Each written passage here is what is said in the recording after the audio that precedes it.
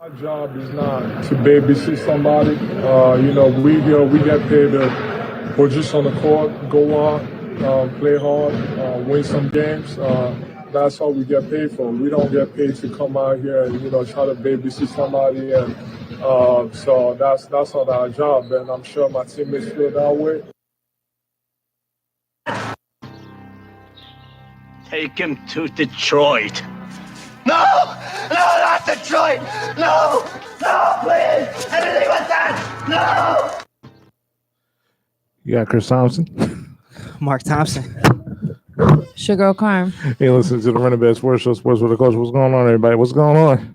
It's a beautiful Tuesday here. It's always a beautiful Tuesday here in Philadelphia. I know, real nice October weather, man. Yeah, you know what I'm saying? Feeling fall approved. I got my long sleeves. I got my Oakland Raiders jersey on. We 4-2 right now, baby. We got the bum Philadelphia Eagles coming in. You know what I'm saying? Listen, I can't wait. We just seen them get spanked by the Super Bowl champs, and we hot. We got rid of our racist. He said all that crazy stuff. Coach, we ready for the Eagles. It's gonna be a cakewalk. 4-2, baby. Don't mind Mark. I think he hit his head on the way in. Once again, you listen to the Wnba Sports Show, Sports for the Culture, every Tuesday here on 98.5 WJYN, Sports for the Culture. If you want to call to join the discussion, the line is open all day. We do not have any special guests, so it's just going to be me and my two wonderful co-hosts today. If you want to call to join the discussion, hit that. What's that call number, Mark? Of course, 215-763-9596 to join the conversation. We got a lot on tap today. We got, of course, the hottest news right now in the NBA besides opening day. We got some Ben Simmons drama we're going to talk about. It is the tip-off of the 75th anniversary of the NBA season, so that's a lot of exciting things we'll be talking about. And, of course, I was just messing around, but we're going to talk about the Eagles, Jalen Hurts, Nick Sirianni, and definitely recap this week's NFL action. So let's go. Let's get this conversation started. Yeah. Normally we start off with the NFL, but we can't ignore this. We can't. It's too prevalent. And Ben Simmons officially came back to practice yesterday. Well, he rejoined the team on Sunday. Yeah. Did not play in the final preseason game, which I believe was on Friday. Mm-hmm.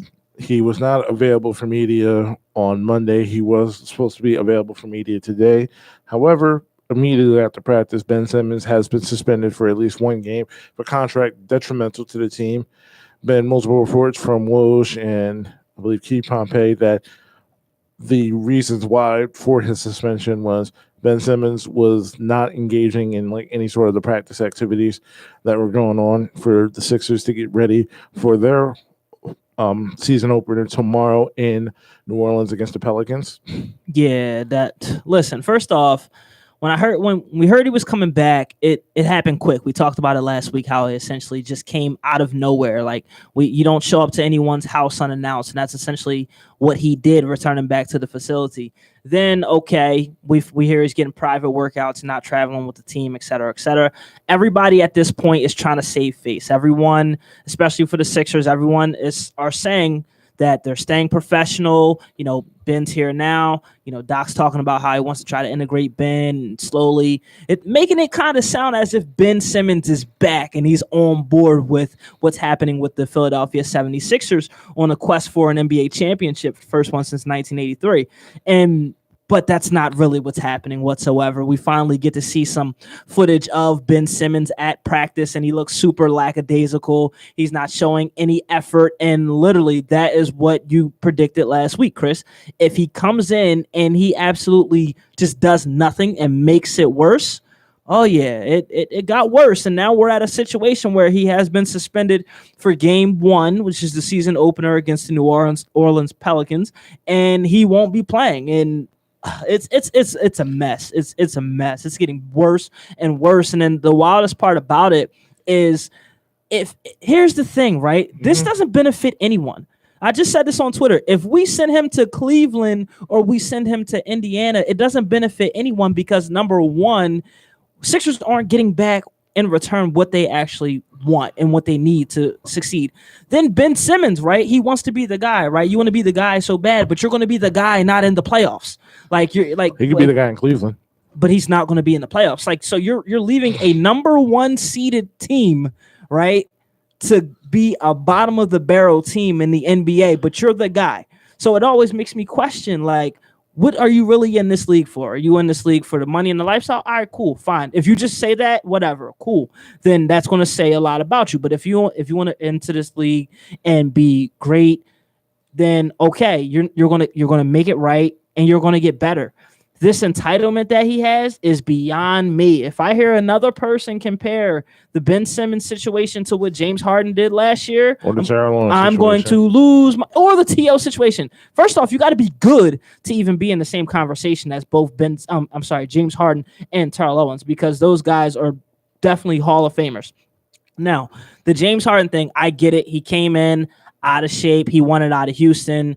You know, it's a similar situation. Only difference is James Harden is in a different lane. Like James Harden is a walking Hall of Famer, former MVP, and how much did he have that first game back? Overweight, coming back from the strip club. I believe 44-17. Huh? What did he have? 44-17. Okay, Ben Simmons would probably never do that on his best day. So it's a whole different lane. And at least James Harden was a professional. He was there. He still participated. He did what he was supposed to do. But this guy, like, come on. Like, I understand you're not going to do anything in practice. All right, I get that. But we know you're not going to do anything in the game. So it's just all around just utter disappointment from this guy. And I can't wait till he's gone. Yeah. Yeah. Overall, it's, you know what we should do? What's up? I should make like a chart. Yeah. Like a Sixers like process bingo chart. Yeah. And obviously we get the free space. I think the free space should be like Sam Hinkie. No. All right. So what should the free space be? Yeah. Oh no, make the people feel good, man. The process was embarrassing. All right, fine. Let's make the free space Joel Embiid. Fine. All right. Fine. And then like we got can we make it Allen Iverson? That's the only thing that still matters for the Philadelphia 76ers. But it's process bingo. So Joel Embiid has to be process bingo. Allen Iverson was there at the end when they needed to sell some tickets and get some butts in the seats. Yeah, but then we got the 26-game losing streak. We got 10-72. Yeah. Michael Carter Williams, Nerlens Noel, Dario Saric. Yeah. The Brian Colangelo collar, the burner account. Can't forget the burner account. Sesame allergies from Zaire Smith. The shooting hitch. Yeah. And Markel Fultz. Yeah, Jaleel Okafor. That fight in Boston. What a mess. We deserve so much more. And the crazy thing about this is Philadelphia fans get the worst rap, but look at what we deal with. All we want our teams to do is try. That's it. All we want our teams to do is try. If you're not going to try and you're not going to play well, you're going to hear it. That's simple. I'm down for it, though. Yeah, absolutely. It's like actually thinking about it and like how long has it like last? I believe it lasted like still to this day like 5 to 6 years. And the only thing that we really have to show for it at this point in time is literally just Joel Embiid. That's it. And the thing is, the process has spilled over so bad into the other 3 major teams in the city to the point where it's like, oh, it's okay that we stink. These guys are growing. Like, what? The process really changed all 4 teams. That's all we hear right now with the Eagles. Oh, it's okay. Like, this is Sirianni's first year. He needs time. No, you're in the NFL, my guy. Like, it's now. Now's the time. Jalen Hurts, give him time. He'll grow. I ain't gonna lie, I'm on that side with it. The guy's only played 10 games. I'm cool with that. I'm cool with that. I'm about to say, watch your tone. When we talk players, cool. Coaches, when you're talking leaders of men, nah, you don't get that many opportunity. But I feel like overall it has changed the perception of the Philadelphia fans so much, and that's why I can't stand the process. I hate it.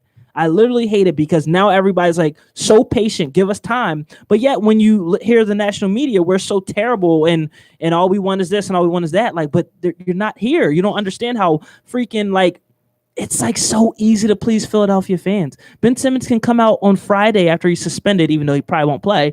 He can come back Friday, shoot a couple jumpers, maybe make one and have a 25, 8-8 game, and he's forgiven. It's that freaking easy. Yeah. It's that freaking easy. But the city gets such a terrible rap. It's beyond me. It's beyond me. Just hilarious. Honestly, I just can't help but laugh. About what? Oh no, just the whole Ben Simmons thing. No, it's super laughable. No, but it's just funny because literally 5 years ago, I was the only person on the Brandon Ingram train. He was like, you can't pass up on a guy like Ben Simmons. I'm like, but Brandon Ingram can shoot and he fits well with Joel Embiid. But Joel Embiid has a 7 Gloria. I'm like, So who are we really building around? Yeah. I'm like, dog, when it's all said and done, Joel Embiid, if on the court, he was going to be better than both Nerlens Noel and Jahlil Okafor. Yeah. Jahlil Okafor and Nerlens Noel separately do like it's like Jahlil Okafor's like offensive game and Nerlens Noel's defense. You combine them together, that's Joel Embiid. So Pretty once much. Joel Embiid gets better, how are you going to manage those minutes? And it happened exactly how I thought. Yeah, you're right. 3 centers that neither one of them can stretch the floor. Well, Joel Embiid can, but he's a lot better at the 5 Right. because of his limited mobility, especially coming off an injury and him coming in a little overweight. 3 straight centers in a row is poor team construction, but nobody wanted to hear about that. Yeah. Everybody was like, "Oh, but it's an insurance policy." I'm like, you don't waste lottery picks on insurance. Yeah. That's to me, and like that's why I hate, and like that's why I did not like the Jahlil Okafor pick. If anything, I'd rather wish he would have traded down. I never really was on board with Ben Simmons, Brandon Ingram, but it is what it is at this point. Hindsight's 2020. Even though I did have that hindsight, but anyway, this is just a mess. At this point, I don't even know if Ben. You got the foresight. That's what you're saying. Yeah, foresight. Yeah. Hi, Carm. How are you? I'm going through it, guys. Run it back, fam. I'm going through it. I'm in the fire. I'm in the coals. We feel you. I'm very upset that it's getting cooler. When it gets colder, it just kills the vibe. Well, my vibe, anyways. I thrive off sunshine and heat and warmth. So I'm a little upset that it's reality setting in, and October is really October. I don't know. That seasonal depression is a real thing, though. Yeah, like don't let nobody tell you that. Kind of like, it is. And then I'm tired, just dealing with stuff. But I'm happy to be here. Well, yeah. I saw you in the Eagles game on Thursday. Yeah, I went to my first Eagles game ever on Thursday, and it ended up being against Tom Brady. So that was pretty exciting to see Tom Brady live in person. I can say I've seen him. You're a lucky gal. You got to possibly see Tom's final game at the Link, and it was your first game. Yeah, so that was nice if they won, though. That was really cool to see Tom Brady. Like, I was definitely hyped up. And we had good seats, so I can't complain about that.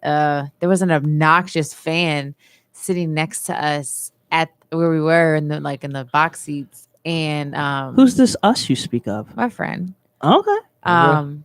But Mm-hmm. so we were sitting where we were sitting. There was like 2 guys right next to us, right? And the one guy was like this older gentleman, and he was just so obnoxious. He was like, "Yeah, who's running this defense? This is a high school defense. Who's scared of us? Ha ha ha ha ha." He was just like going on and on. He's a Tampa fan?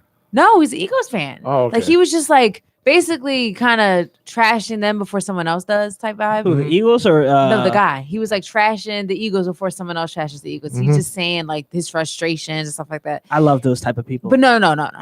Like my ear was ringing. Like it was too much. He just every second he could talk, he just talked. Like shut up. No one wants to hear you. Like be quiet. Yeah, that happens a lot. He's like a big heckler. Like it's like yeah. I'm like, can you be quiet?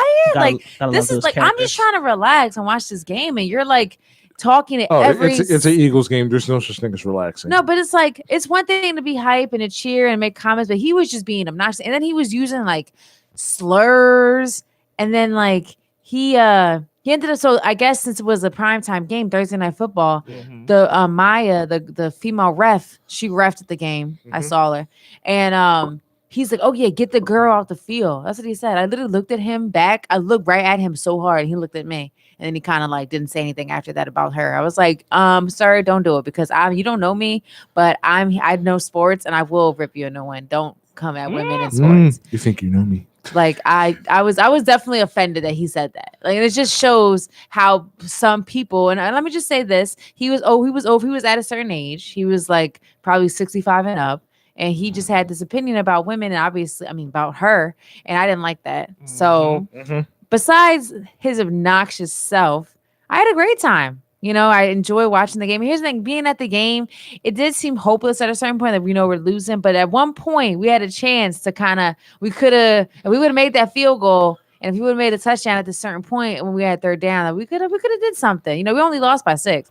So, at the game was exciting because everyone got real hyped up for a while. Like, yeah, like we can make a comeback. Yeah, like when Miles Sanders ran the ball and they picked a run play. I remember just screaming at the TV like, "Thank God!" And then everybody in the crowd is just like People were acting going like we nuts. won the Super Bowl all over again. Everyone like, yeah. So it's like it was cool to see the emotion of the game. And here's the thing I want to say: the field is so much smaller in person. Like that field looks so tiny in person. And on the TV, it looks so big. Like it's it's a very long field and it's huge. But when you there in person, it does not look that big at all. Like I'm sure it'd be something to run it, but just looking down at it, I was surprised because I'd never been to an NFL game. So that was like a new experience for me. So I definitely think I had a good time, and the link is nice. So it was cool to go. Link is solid. Yeah. So I had a good time. Solid. That's what's up. I'm glad you had a good time. Don't let the score fool you though. We got smoked that game. I mean, Like, we really got the thing smoked. about it is the joke of the game was when we were at the game, we were all talking. We were like, How yeah. they covered the spread. We were like, yeah, run an RPO for Zach Ertz. That'll work every time. Like, it's just like, they like literally every first down, it's like RPO to Zach Ertz. It's like, why is this happening? It's like it was not working every time. Oh yeah, unintentionally. That was also you went to Zach Ertz's last game. I know. Wow, Isn't that how about crazy? that? His fine behind. That's crazy. Even with the blonde hair. Yep. Listen, he can have white hair. Fine. I didn't know Zach Ertz was your kind. Yeah, fine as hell. Interesting. Yeah, know Zach. that. I know he married and everything. He happily married, but he's still fine. I guess some things have changed over there on Carm's list. I'm gonna miss Zach. I'm gonna miss you, Zach. Not only for your talents, but for your looks as well. So, bye, Zach. We appreciate you in Philly. Yeah. Truly, I do. Yeah. What a guy. Yeah, I am gonna miss Zach Ertz. I just feel like the trade was what? When did we draft Rager? 2019. 19? Yeah. That's when we should have traded Ertz. We got that cornerback from Cardinals, right? Yeah. But now Zach Ertz about to win a ring, another one. No. Relax. He might. Come on, relax. Come on. He might. Cardinals undefeated. Come on, relax. I don't know about the Cardinals just yet. undefeated. They are solid though. Yes. And then the wildest thing is, right, when you have a young quarterback like Jalen Hurts and Kyler Murray, you're supposed to have them a good quality security blanket that can help them through these rough times and someone to help bail them out. We just got rid of our security blanket and gave them to Arizona, so there's a possibility. Still got Dallas Goedert. Huh? Still got Dallas Goedert. Yeah, but Dallas Goedert, he's a fumble away from being LJ Smith because he's frustrating. He's so frustrating. Hey, we still got one. Still got Philly. Hey, we still got the legend, Richard Rodgers. All right, we just got it. First off, I don't really care about who we have now because our coach doesn't have any competence to make sure that this guy can even freaking run and operate an NFL offense. It's ridiculous. I'm just so tired of it. It's just like we talked about this last week. It really has to be. This has to really come down from Howie and what's his name, Jeffrey Lurie, because there's no way that we're still running the same exact football that we ran when we had Doug and Carson Wentz. When all else fails, run the RPO to Zach Ertz. That's it. Or what's the one I saw? It was a shirt where it was like RPO, but the R is like super optional. Like that was pretty funny. The PO. Yeah, basically. It was just the offense just could not get anything going. It's just every time it's just turnover on downs. And then, it's just like it was the same looking stuff. Just watching in person, you see, it just looks the same. I don't blame the Bucs defense for just like, tearing us apart because we just nothing was a new they gave no good new looks. It was just like, oh, same kind of thing. Let's maybe try to run for a hot second and then let's go back to throwing it. It's just, and then Jalen was scrambling and it was just like, wow. And then just see Tom Brady get out there and he's just like, moving. You're just like, dang, like he got out of the field so quick. It's just so easy, so effortless. And Tom is doing no movement. Not saying it's bad to run and not to go into that debate, but just to watch Tom just kind of, but again, what his offense is different. What he's seen is different. He has a different situation. But just to see Tom be able to be in the pocket and just kind of like execute. Yeah, and that's the ultimate thing. Tom Brady's in a situation where Bruce Arians, also one of the best offensive minds, Byron Leftwich, their offensive coordinator, who definitely needs to be in consideration for a head coaching job real soon. Of course, all of those guys need to come coach my team. Yeah, all of these guys are on the same page in terms of what Tom Brady should and should not do. And that's obviously, to me, an obvious disconnect here. You got rid of Doug Peterson because you felt like, Doug Peterson's the problem. And that's what people really don't understand. They won the Super Bowl 3 years ago, and 3 years later, they got rid of the Super Bowl winning head coach. They got rid of Carson Wentz, and he took a $30+ million cap hit after already giving him an extension. You hire a guy, you hire the offensive coordinator that was under the guy that was the main reason why your offense was the way it was in 2017 to quote unquote fix Carson Wentz, and then you still eventually get rid of Carson Wentz. Right. So, and then the wildest thing is the argument coming into this upcoming season before we got Sirianni was who do we choose? Are we going to choose Doug or we choose Carson? Never once thought they were both getting kicked to the curb. Yeah. Because and it's also it's kind of about to be the same question again. We've got a mediocre coach and maybe a mediocre quarterback, and we're going into the same questions again during the offseason. Who will we choose? The coach? The coach, you just signed the coach. You can't get rid of the coach. So it looks like Jalen Hurts is out. Yeah. But it's because of the coach, in my opinion. No, well, let's not do all this. In the end, it's all the general manager. Because Here's the thing. If Sirianni, I read a report, Sirianni's job is state that unless something drastic happens, he's still going to be the coach after this season. But here's the thing. How bad would it look if the guy that you personally handpicked after you got rid of your Super Bowl winning head coach flames out after a year? Right. At some point, I don't care if that's your boy. Something has to click in Jeffrey Lurie's head where he's like, something is wrong about this picture. We got rid of Carson Wentz because Carson Wentz had a bad 2020. Meanwhile, we got a brand new quarterback, a younger quarterback, a cheaper quarterback option in Jalen Hurts, who says all the right things, is a leader. He has all the intangibles, stuff people want to play for him. He has the guts and all that stuff. But the same mechanical and consistency issues still lie with Jalen Hurts that we had when we had with Carson Wentz. And then, meanwhile, we got rid of our Super Bowl winning head coach, and who, for a guy that has zero head coaching experience, zero play calling experience, and he fans out after a year. Something has to click where it's like, okay, we can't keep doing this, and we have to change our philosophy.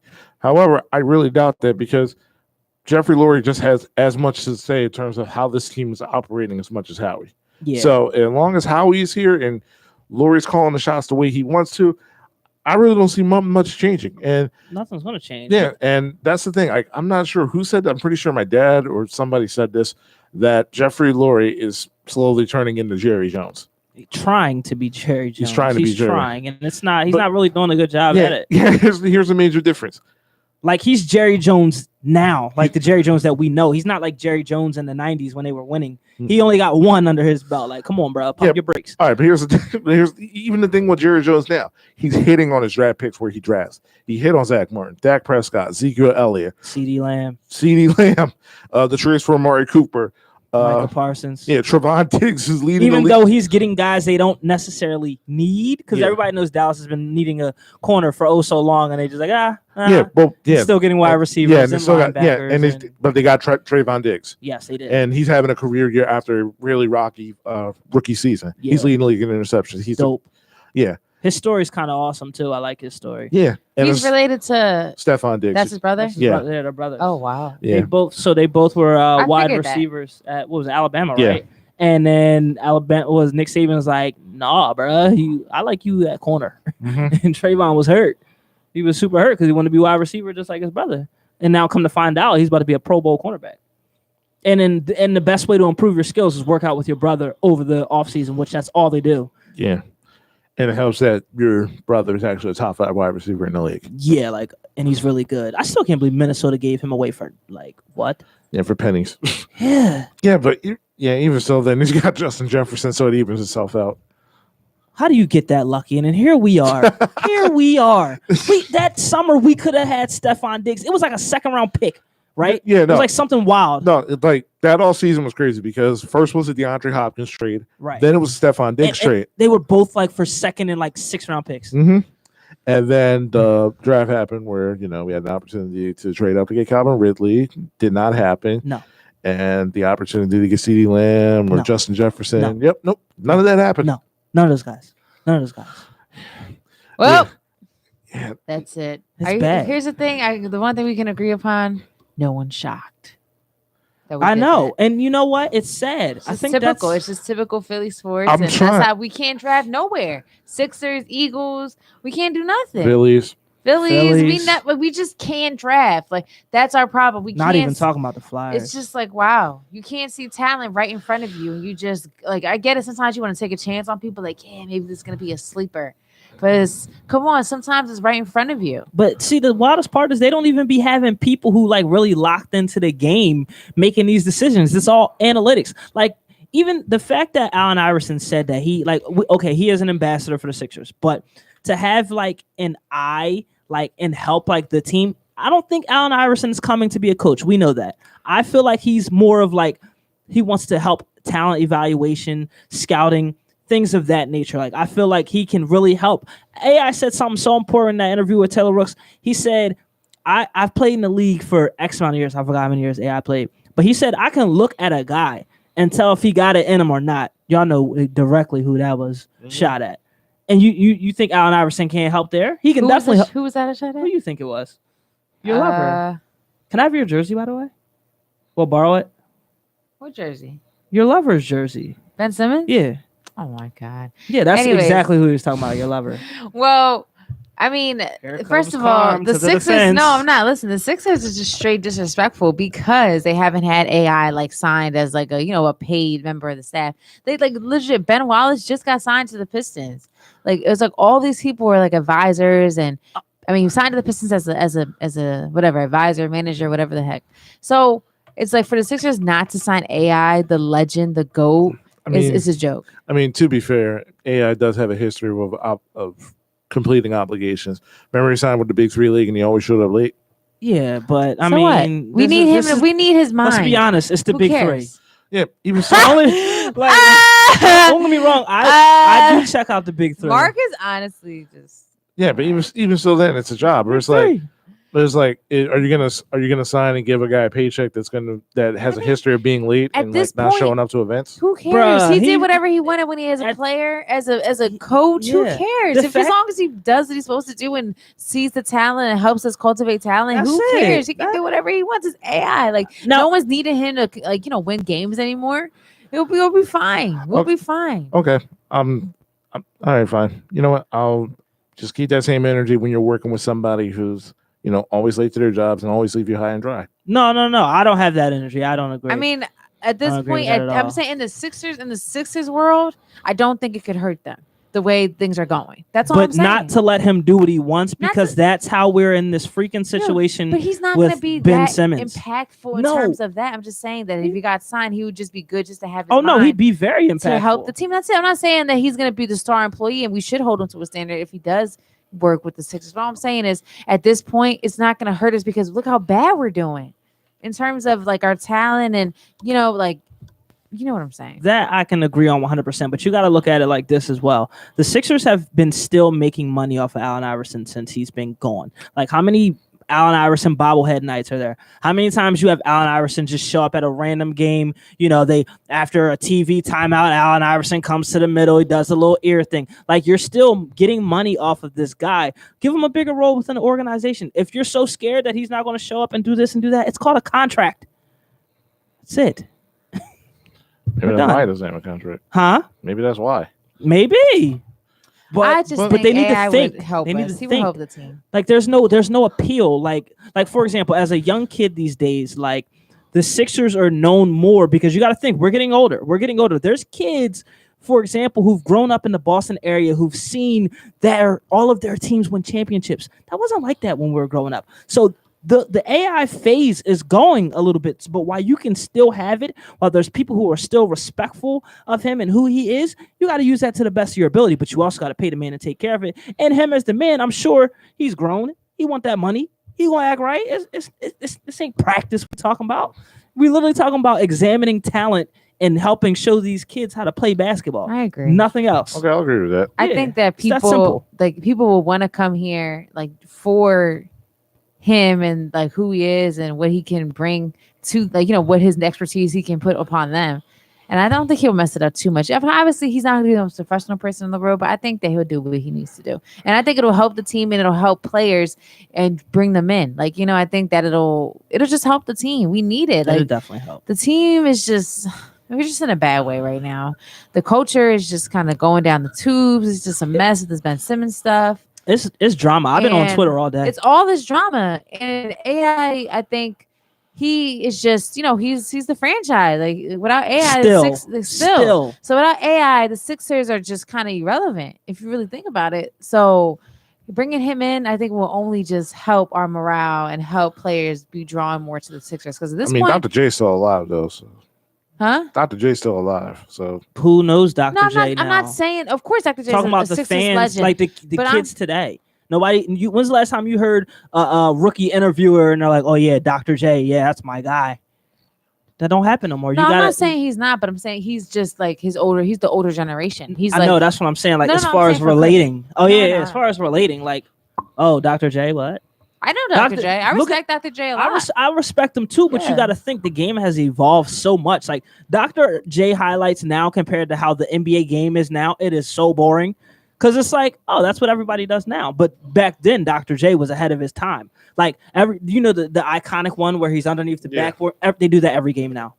Like, you know what I'm saying? So like that's why Dr. J, it's cool for the old heads. It depends on who you trying to cater to. But if you're talking about like trying to have a young bull from the Suns come over to the Sixers, like, oh yeah, Dr. J, our ambassador. Who? Dr. Pepper. Like they don't know the bull from the Hennessy commercials. Like they don't know. But you say Allen Iverson, it's different. So that's why we gotta capitalize while we still can, because we have more years of the trashy process where we're being trashed and called losers, and we lose on purpose, than good years left because generations are changing. That's it. That's all I'm saying. So all the consensus is AI, come aboard. Sixers, bring them on. What we got to lose? They being weird. What we got to lose? Ben Simmons does whatever he wants. What we got to lose? We would have been had Dame if AI was like had a bigger role. No lie. Because you got to think like the people who want to be great, they want to be around greatness. And it's like when you get that opportunity to be around greatness and go ahead and pick their brain and understand how they did through this situation, that situation, how they maneuver through that.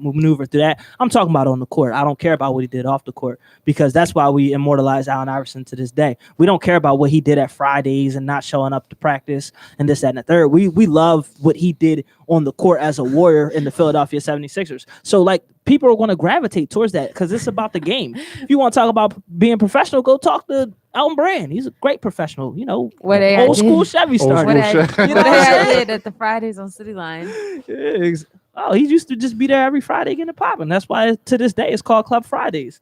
The way. Have you ever been to Fridays on City Line? I've been there, but not for like. Let's just say this: the atmosphere and the people who there, that started because of AI. Great, thanks AI. You made it pop for everyone else. I'm just saying, Club Fridays. Them drinks be hitting though. I ain't gonna lie, I was in there about 4 weeks ago, celebrating the homie's birthday. Wasn't there too long though. Yo, shut up. Can't be. Can't be. You there too late. That's all I'm saying. Let me get my behind back to Roxborough. I can't be banging with y'all. It's gonna be. Yeah, man. Can't be there too late. Otherwise, it's gonna look like a Waffle House at 2 a.m. in Atlanta. You ain't said nothing but a word. Don't let it be the night when they got the DJ and karaoke popping, because they will be twerking on the bar, and this is not a lie. Breathe in. I had been in there on one of the nights they did the karaoke. I was like, "Whoa, okay." Yeah, Xfinity can never. But anyway, right. Yeah, once again, listen to 98.5 WJ1. Yeah, Murder Back Sports Show, sports for the culture. If you want to call to join the discussion, might drop that call number. Of course, 215-763-9596. We're talking Eagles, we're talking Sixers. We're here till about the 7 o'clock hour. Yes, sir. Yep. So, you want to call in? Lines are open. However, in the meantime, we're going to switch it up. We've been deprived a few weeks of this, so. What we doing? So I think it's a little time for Carm's Corner. Oh, what's up, Carm? What's up? You ready? Sure. The highly anticipated, long awaited We got some J-Lo queued up here. Yeah. Sure. There's only one place you can find this here. I'm so happy You we have know. time today. Oh, I know. We gotta take care of our princess. I'm glad that I've been squeezed in. Thank you. We gotta take care Oh of my our God. princess. Thank you so much, Shout out to Christopher. the princess of running Christopher back. allows Carm's corner today. Thanks, Chris. Shout out to the princess of running back. Thank you. You know what I'm saying? She do her thing. You know what I'm saying? She out here in these streets. You know what I'm saying? And I'm not gonna say cue up my music, you know the rest, because Chris got offended last week. So I'm gonna say, Chris, please cue up my music. That's what we're talking about. That's what we're You talking like that, about. Chris? Yeah. Absolutely. All right, y'all. Hold on, I'm waiting for the music. Oh, I can hear it in the headphones. You ain't got the headphones. Oh, I ain't That's got the why. headphones? Oh, I'm tripping. I'm just playing. I can't hear it in the headphones. Oh, you can't? I'm just All right. It's not on yet. All right, it's on now. Hey, okay, y'all. Welcome back to Carm's Corner. Carm's Corner is a time where I talk about whatever I want. Not kidding. Carm's Corner is a time where I talk about anybody that I think that is doing great things in sports in the world. I just talk about any topics that interest me. I usually talk about women. For today's Carm's Corner, I'm going to touch on two people from the newly stated WNBA champs, the Chicago Sky. If you're living under a rock and you don't know, the Chicago Sky just won their first WNBA championship Monday night. Again, they defeated the Phoenix Mercury 3-1. I have a kind of, up in the air feelings about that because I wanted the Mercury. I was rooting for both teams. I didn't mind that the Sky won because Candace Parker, it's her first season home back in Chicago. So, I wanted that for her. She hasn't won once since I think 2016. And then, the Chicago Sky in their franchise history has never won one. But I wanted the Mercury to win, though, because I really like Taurasi and Skylar Diggins, and Brittany Griner has had a crazy season. So I just like the Mercury as a whole squad. So I was rooting for them. So I'm kind of like bittersweet, but congratulations to the Sky. So for today, I want to first talk about the coach of the Chicago Sky, his name is James Wade. Okay, so I just want to say this: the two people that I'm talking about, Mark, they're August babies. Everyone that I talk about is August Let's babies. go. It's crazy. So it's not even that I mean to. It's just anybody that's doing anything is born in August. So just saying. All right. So James Wade, he's born August 15, 1975. He's 46 years old. He started coaching in 2013. He was drafted in 1998 in the NBA draft, but he was set to go into the NBA draft in 1998, but he went undrafted. Hold on, I have one more thing to say about him. He was the 2019 WNBA Coach of the Year, and then besides that, James Wade pretty much changed the whole culture of the Chicago Sky. This is his 6th year as a general manager and head coach, and he has built one of the most successful periods in franchise history, holding the highest winning percentage of any Sky coach. He produced a 32-24 win-loss record across his first 2 seasons. So the Sky owner says, James has done a remarkable job of establishing a winning environment, culture, and team camaraderie. So under James Wade, the Sky finished both the 2019 and 2020 regular season over 500, a milestone the team had only hit 3 other times in the 15th season since the Sky's 2006 inception. And they had back-to-back playoff appearances. And Wade is the only Sky coach to reach the playoffs in every season they have held the role. So Haney became the franchise's first coach to reach 30 wins in only 48 games, the fastest in Chicago team history. So like I said, he was the 2019 WNBA Coach of the Year. And he just got signed to a new contract. So he just got the bag with his new contract with the Sky. And again, he just brought the championship home to Chicago, the franchise's first ever. He's from Memphis, Tennessee. He's actually married to a retired French basketball player. Her name's Edwidge Lawson Wade. So, he's deep in basketball. And like I said, he went undrafted in the 1998 draft. So he used to play. So that's James Wade for Chicago Sky. So besides that, I'm going to talk about someone who is a Philly native who just got the WNBA Finals MVP, Kalia Copper. Okay, she's North Philly's own. She's a North Philly born and bred. I can tell from that picture. Right. So that picture If- got really gassed up. Like, yeah, she kind of leaned down on her, but it wasn't as like, it was like a brief second. It was not like it was like all, it was this. I watched it live. So it wasn't as. Put that on every barbershop in America. That's what I'm saying. No. because It was definitely an epic pick. But Don't all I'm saying- downplay it. I'm It not, was I'm dope. not down. I'm saying it's an epic pick, but I'm saying in that moment, like it wasn't as like hardcore as that picture makes it seem. She kind of looked down and she kind of just like turned away. Neither was the AI shot over Ty Lue. It happened that quick, but it's still Ty Lue still can't Yeah, no. outrun It was it. definitely a little moment. I give it to. So we need that same energy. So, all right. So, Kalia Copper. What about Kalia Copper? So, Kalia Copper was born August 28th. Okay, another August baby. 94. She's 27 from Philly, North Philly. She's 6'1". She went to Prep Charter High School in Philly. She went to Rutgers. She was drafted in 2016 in the first round. She was a 7th pick. Okay, so it's a story about Copper. She hasn't had the easiest story necessarily. So hold on, I got this.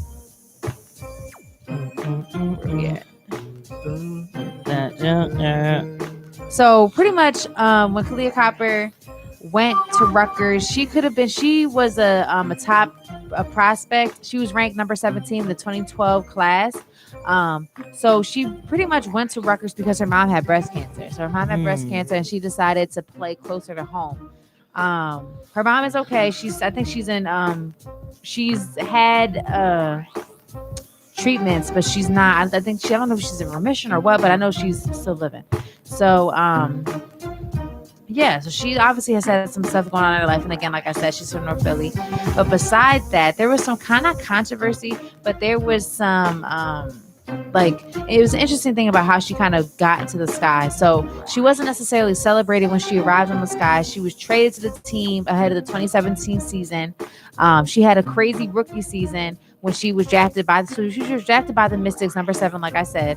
And her rookie year, she did really well. She was traded to the Sky, a part of a deal for Elena Deladon, who had won the league MVP in Chicago 2 years earlier. So Deladon went to the Mystics, and Copper came over to the Sky, which was kind of like it wasn't too well received with the Sky because Deladon is MVP. You know what I mean? So it kind of was like a rocky start for her. So Deladon left because she wanted to be close to her hometown of Delaware. So boom. Copper only started 12 of her first 101 games with the franchise. She averaged around 7 points, 15 minutes per night off the bench, and she's kind of built her way up from there. So besides that, everything changed for her when they went into the bubble. When the NBA season had their bubble, WNBA had a bubble as well. So when they went into the bubble, she actually, her scoring average jumped from 6.7 to 14.9 points per game, and she made herself a core piece moving forward of the team. So pretty much she just had a rise, and in this WNBA Finals, she legit went off. She honestly just made her presence known. She was very effective in terms of her offense, very aggressive, got her own basket, and of course she has the size. But she definitely impressed me watching her in the WNBA Finals. And obviously she deserved that at the WNBA Finals MVP because she really just made such an impact in terms of her offense and defensively too, because she had to cover Taurasi at certain points. So, yeah, she's definitely a rising star. And honestly, Philly, I don't think Philadelphia has anybody that's like a Philly born and bred athlete that has won an MVP besides Kobe. But Kobe technically isn't from Philly. He's from Lower Merion. But Aces Nation, baby. Semantics. Yeah. Aces Nation, baby. For her to be a woman, for her to be from North Philly, for her to be a young Black woman and, kind of not have the perfect journey to the WNBA and get there and get on the Chicago Sky and make such an impact and being on that, being a big part, especially playing with someone alongside of Candace Parker, who's a legend in the WNBA. I definitely think that speaks volumes of her. So shout out to her. I know she has a lot of great years coming in the WNBA. This is just her start. And, now the world is on notice, like Kalia Copper, like, what's up? Philly's own. So definitely shout out to her and shout out to James Wade and congratulations to the Chicago Sky for winning this championship. But I'm definitely rooting for the Mercury next year. Taurasi was hurt this playoffs. And the Mercury just kind of, honestly, I think that the WNBA finals should be 7 games instead of 5. I think 7 games would do it, especially for the finals. Yeah. It should be 7 games. Now, say the going up into the semis and the playoffs and all that, it could be 5. I can see, but the finals should be 7 games, because I think that if, say, the Mercury in the Sky went 7 games, it might have been a different outcome, because you got to give teams time to get rhythm and kind of figure things out. The Mercury folded. I watched game 4. They folded. Yeah, no. There was no Eagles on Sunday. So I was like, let me check out the WNBA playoffs and the finals. And first off, the Mercury, they had that joint the entire game. Like, Skylar Diggins-Smith was hooping. Diana Taurasi has the craziest green light I've probably ever seen. Like, she pulls off anything. Like, she got like a Steph Curry green light. It is wild the way her green light is. Brittany Griner had like 17 in the first half. She was housing them girls. Like, it was crazy easy. But then, like, towards the end of the third, the Sky, they started getting wild momentum. Like, it was crazy. Like, Candace Parker was like a little quiet, like, for the most part in the second half. But then, like, they just started going bombs away in the fourth. And the Mercury, they couldn't even take care of the ball for a minute. They went like at least 4 minutes and like the final like 6 minutes where they didn't have any points whatsoever. They just kept turning it over. You got Brittany Griner missing Jones right there. You got Diana Taurasi missing Jones right there. There were a couple of calls that were a little questionable, but I appreciate it though, because the refs do tend to swallow their whistles in the playoffs. So I was kind of happy to see that same consistency in the WNBA game that I saw in the NBA game. But nah, Phoenix, they folded that joint. It was bad. Yeah, no, and just watching them in the finals and even in the playoffs, I think that was kind of the repeating thing that was happening with them. They obviously have offensive talent, but they would just kind of like they just would have like dry spells. They wouldn't score anything. They wouldn't score. They would miss easy layups. They would just miss like very easy open opportunities, and then they would like lose the ball. They would turn it over. Yep. So I think that was kind of like what really killed them during even in the playoffs. Like, they really honestly got to the finals because Taurasi went off and then got them to the finals. So and to remind you, Taurasi has been playing this entire postseason hurt. Like, she has like a sprained ankle and like a messed up foot. That's why she shoots weird. Yeah, like she's not on 100% at all. She's not on balance. So, but she's still been, she's been pushing. She can't even defend right because she's been hurt. So the Sky, the Mercury, they just kind of blew the opportunity because Brittany Griner, like, just her alone, she's huge. Like, and then Britt wasn't playing good defense to me. I feel like she was slacking off. She got tired after the first half. After she was carrying them in the first half. Yeah, she got real tired. And then one thing that was wild to me, Skylar Diggins-Smith was starting to be so annoying. First off, she complained every call, but most of the calls she was getting, but she was trying to like extend, like, oh no, like that wasn't a common foul. That's a flagrant. Like, go review that joint. Like, yo, you're still getting the call. Like, relax, yo. Here's like, the thing though, Taurasi in the middle of the game, Taurasi will like, if this was the NBA, Taurasi would be getting tech after tech after tech. She would like berate the officials, like, what the F? Like, you can see her. She was like, she goes in on those officials. Like, if this is the NBA, she would have got techs. Like, I was like, why don't they call a tech on her? Even though I like Taurasi, she was talking to them. I'm like, yo, why don't they call a tech on her? She's getting like nasty.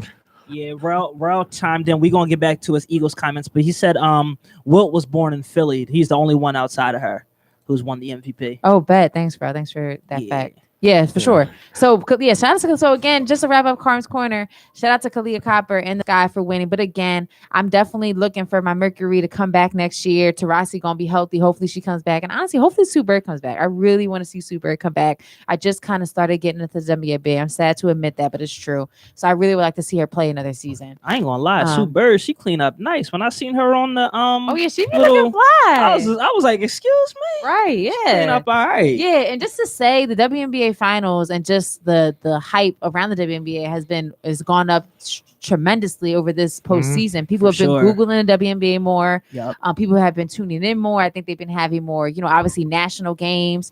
They had it on ABC. So I think that, this is a great start. And honestly, this finals and the playoffs have been really good, like fun, good games. So I'm really happy to see the direction the WNBA is going. Yeah. And I definitely think that this momentum should just be kept up. And like Candace Parker said in her post-game interview, she shouted out Kobe, like shout out to Kobe because, he kind of was like one of the early ones to really support us. For sure. So I think that should be carried on. And even this postseason, Chance the Rapper, DeMar DeRozan, Devin Booker, all the Suns, Dame Lillard, like people coming and staying and watching the WNBA hoopers. And I think that is so important. And I think that's going to help push the WNBA further. Because like I said before, the NBA, like we said, is celebrating 75 years of, being born, being around. The WNBA has only been around 25 years. So if you think about it, the WNBA is a baby in comparison to the NBA.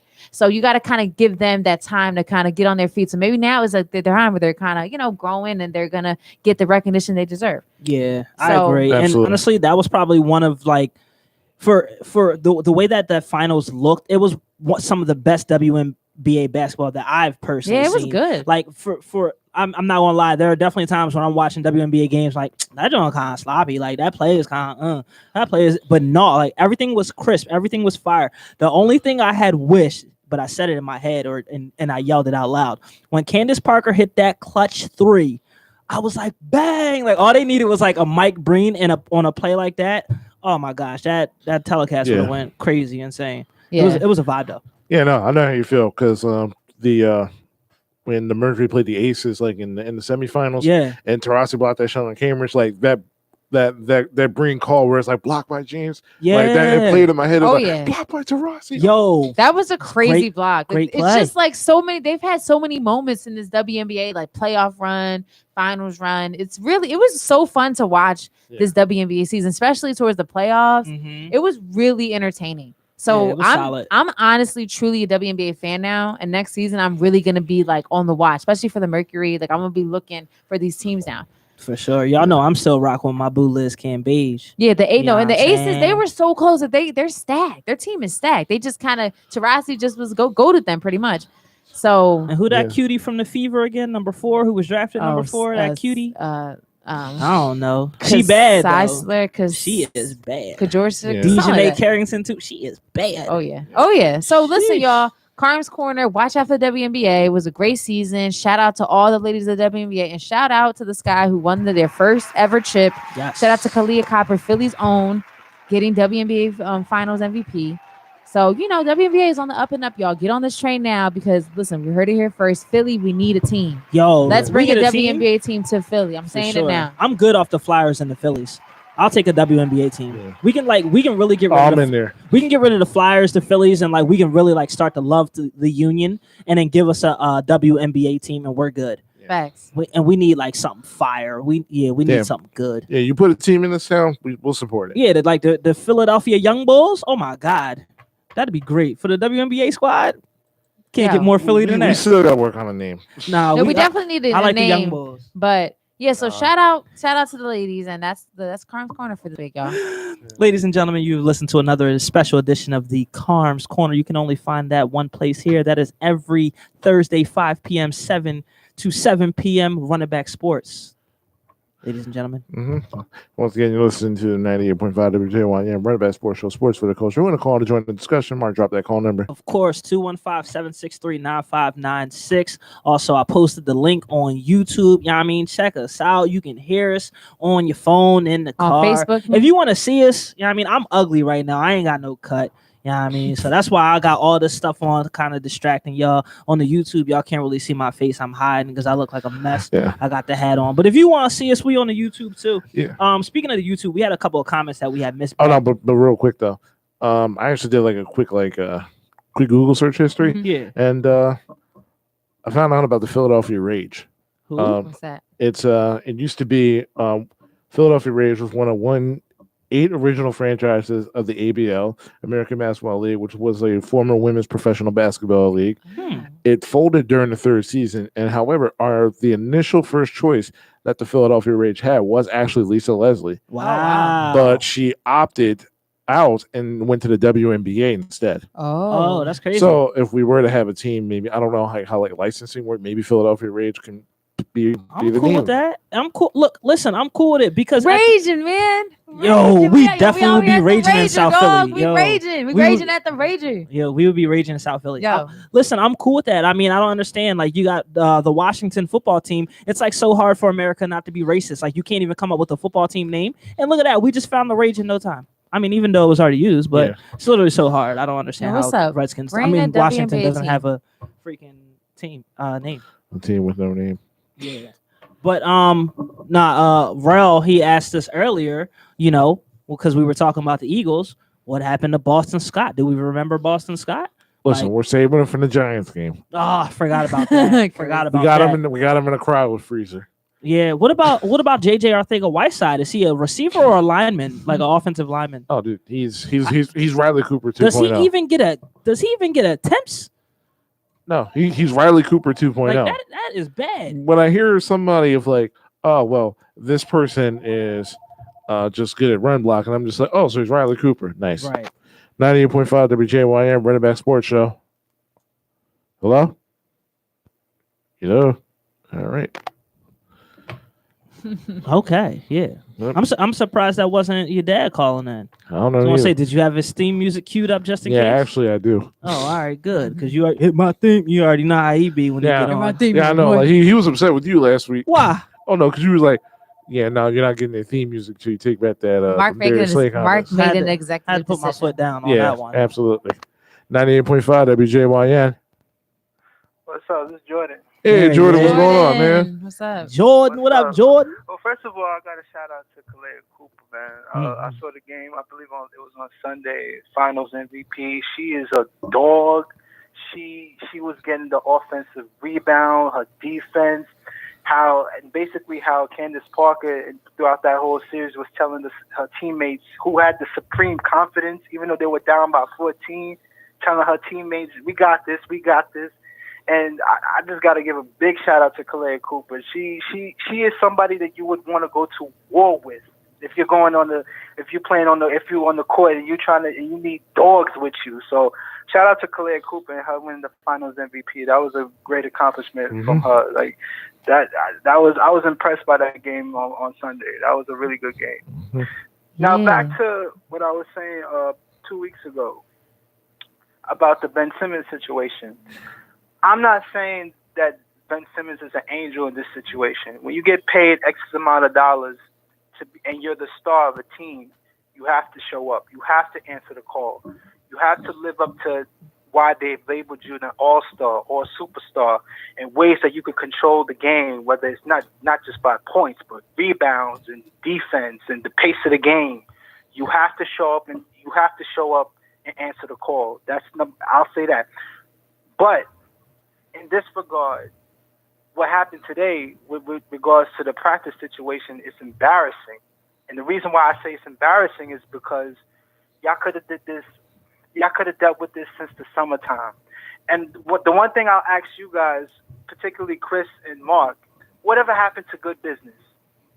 Whatever happened to good business? The man asked for a trade. Mm-hmm. He obviously did not perform well in the Game 7. We all know this. He asked for a trade. Philadelphia is doing soul searching for a superstar picks, your mother's pick, your father's pick, your children's pick, all this other stuff for Ben Simmons. But in reality, that is not the market.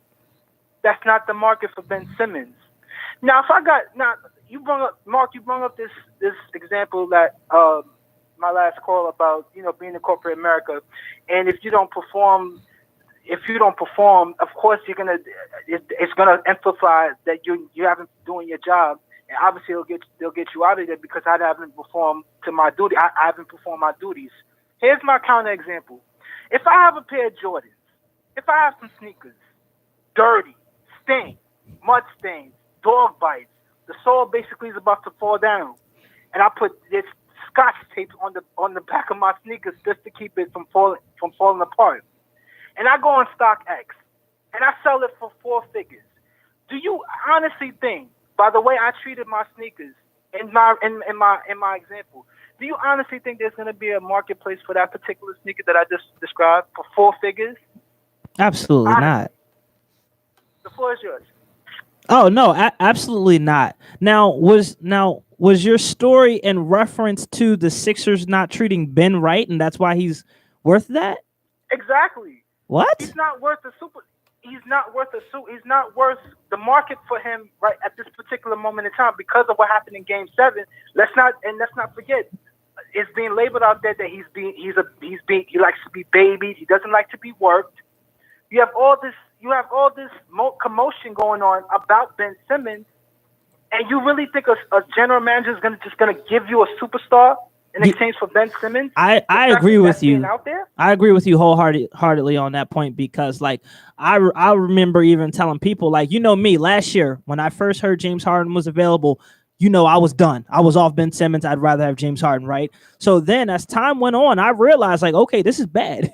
This is real bad. At this point, I'm okay with a CJ McCollum. At this point, I'm okay with a what's his name from Indiana. Like at this point, I understand how much his trade value has been diminished, but also, like, because you just talked about professionalism.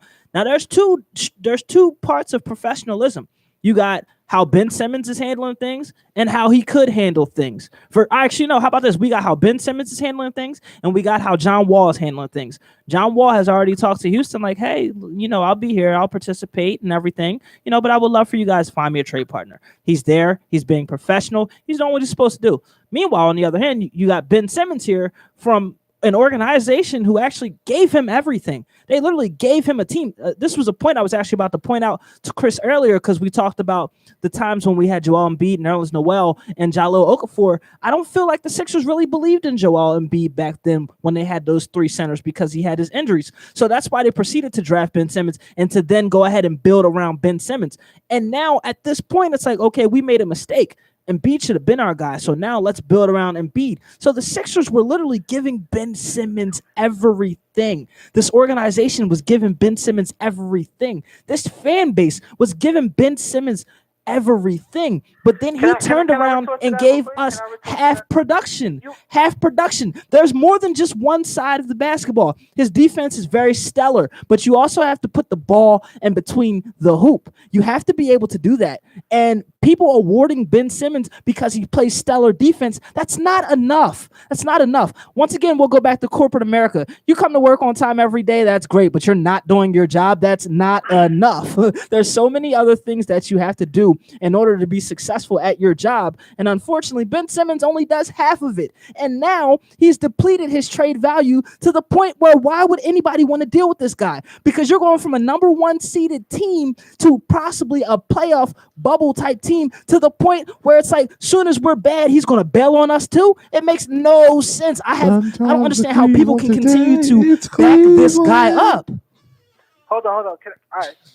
So let me respond to what you're saying. You're saying not defense doesn't win championships. Excuse me. I didn't say that. I did see Dennis Rodman won 4 championships, and that man didn't even put up that. We would barely put up a score. He's not even a scorer.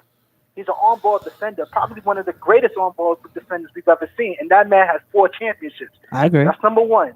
Number two, you mentioned they gave him everything. They gave Ben Simmons everything. So let me ask you something. You're saying that you transitioned from J.J. Redick to Al Horford. You think, and that was an improvement? I don't think it was an improvement. Wait. No, time out. You went from a sniper, lethal sniper, a splash brother. You went from a sniper to Al Horford? That's because the Sixers wanted to stretch 5. I don't agree with that. I don't agree with that at all. Started with that trade. Yeah, that was terrible. Number 2. Number 3, you mentioned John Wall. But here's the difference between John Wall. Houston Rockets never tried to trade. The situation between John Wall and Ben Simmons is completely different. The Rockets weren't trying to get rid of John Wall, even though they were going through that transition of getting James Harden out of here. He played professional. They didn't do any. They didn't say one thing to him and did another. That's the difference. I'm talking along the lines of like demanding a trade. Like this situation. Listen, if you guys were to trade him, I do not mind. If I'm talking about if I was Daryl Morey, I wouldn't mind if I got 50 cents of a dollar. Here's why. Because just confirmed last night, James Harden's going to be a restricted free agent. Unrestricted. Now think about it like this. Who does he have a relationship with from the 76ers? Oh, I'm salivating at this. I'm salivating. Who's his friend who he just promoted his album with, who's a superstar from Philly? Meek Mill, I'm locked in. Who did he do a sneaker deal with? Who did he do a collaboration sneaker deal with last year during the pandemic? AI. Yup. So the stars this season, it might not equate to a championship, but you might win this offseason if y'all can convince James Harden to come to Philadelphia. You know that Get some guys that can cream my pants right now. You know how that make me feel. Pause. Come to Philadelphia. Because it's going to take a lot of convincing not. to get him to stop playing with one of the best players in the world in KD. Right. I know. That's why I'm so happy that this Kyrie stuff is happening the way it is, because James Harden came into this situation like, yo, I thought we were supposed to win a chip, and Kyrie acting funny. Now we don't have the necessary pieces that we need to actually win a chip. So honestly, I've already been dreaming it, signing, because nobody just signs a deal anymore. It's always a sign and trade. So I've already been dreaming it. I don't even know about this season. I'm already signing trade Ben Simmons for James Harden. So I'm with you. I can't wait. If we can hold out that long, I can't wait. Well, it's good to talk to you guys. It's always a pleasure. Yeah, Jordan. Oh, Thanks for Jordan. calling in. Jordan, by the way, we got shirts coming soon. You definitely getting one because you loyal. You know what I'm saying? And we're going to take care of you. I bet. I'm going to call. I bet. Hold that shirt. You already... Listen, you already know, man. Yeah, you already good. You already good. Everybody else got to pay. You free. Yeah, man. Well, we're making some shirts for. Thank you, Chris. I really appreciate you. I love you guys. Yeah. You're doing a good job. Yeah, man. No, appreciate it, man. Thanks We for appreciate listening, you, Jordan. All right. Yeah. See ya. Bye. Yeah, guess cat's out of the bag. So, the first week of December, Oh, my bad. Yeah. I was just excited because Jordan always gives great content to the show every time. And I was just like, you know what I mean? absolutely. Let me let Jordan know that he getting his for the free ski. Yeah. Yeah, so first week of December will be officially the 2-year mark since the Running Back Sports Show's been on air on 98.5. I did talk to somebody. We found a new distributor to get new shirts for us with our updated logo. So that is in the works. And as soon as we finalize everything, make sure the shirts are legit and everything else, payment wise and everything, we definitely gonna be official. Mm-hmm. Official like a ref with a whistle. Mm-hmm. Oh. Can we just are we just disregarding Mark's little inappropriate little, Yes. I'm already creaming my pants. Yeah. little Bro, too much? All right. All I'll say is this: you can never talk about this is too much talking about cake. You can never say that again after that comment, that's man. Fine. I understand. I completely crossed the line. I just wanted to let you guys know how I'm already salivating and thinking Yeah, that about was this just like moment. that was a little much. Just a I little, know. I'm sorry. I haven't had any sleep, and I just feel that was a little much. I just want to let you know that's how I feel about it. I've already analyzed this stuff in everything that Jordan brought to my attention. I already knew. Jordan. And I'm just can't wait. I can't wait. So Jordan, I love Jordan's accent. He's so NY. Right. He makes me want to say. I love it. Oh, I can't say it on the air. Yeah. But the NBA. NBA is back tonight. Opening first game of the season is the Milwaukee Bucks and Nets and Milwaukee home opener. Golden State and the Lakers. Milwaukee get their rings tonight. Oh yeah. Then Golden State and the Lakers bringing that West Coast Cali rivalry. Oh yeah. Yo, speaking of the Lakers, did you guys see the Russell Westbrook documentary? No, I did not. I would highly recommend it. It's Why great. would you recommend it, Mark? Honestly, well, number one, I've always been like a fan of just knowing where these players come from. We only see them on TV as basketball players, and now the way that the media just are kind of on these guys nonstop. The media paints these perceptions of players who aren't necessarily real. So that's why I was curious to understand the life of Russell Westbrook. All I hear about is how he's a terrible teammate. He's ran KD out. The Lakers are going to be terrible. He didn't work with Harden. That's all you hear is just how, now the triple-double doesn't mean anything, or he doesn't I'm just like, what? Constantly moving on the goalpost. Yeah. So I just wanted to see. And honestly, that documentary made me like him so much more as a person, because I was always a Russell Westbrook fan. I always tried to take away, just not even listen to what the media says, because I always looked at Russell Westbrook as like a stronger, taller Allen Iverson. And I love Allen Iverson dearly. So to me, watching Russell Westbrook is like me watching Allen Iverson all over again. And I know for a fact, if social media and the way that sports media is today, the way it was back in the day, Allen Iverson would be demolished.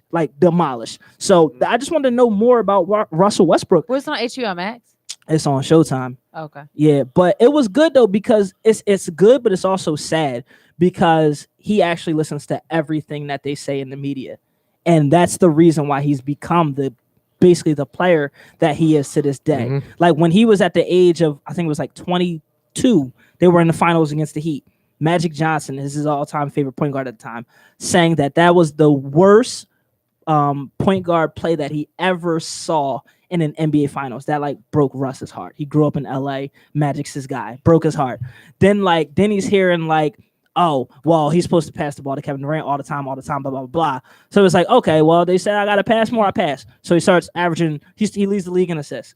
Oh, then it's like, oh, well, he doesn't do enough, he doesn't do this. So it's like, all right, well, they say I shoot too much, I pass too much, so let me just get rebounds now. So he literally listened to everything the media said, and this is how the triple-double basically started. He's just like, oh, well, I'm going to just keep doing more and more and more and more, and he still just gets a bad rep to the point where it's like, first they're like, oh, the triple-double will never be touched. Never be touched. He does it 4 seasons, and they're like, oh, now the triple-double don't mean nothing. Like, I'm like, wait, what? You can't win.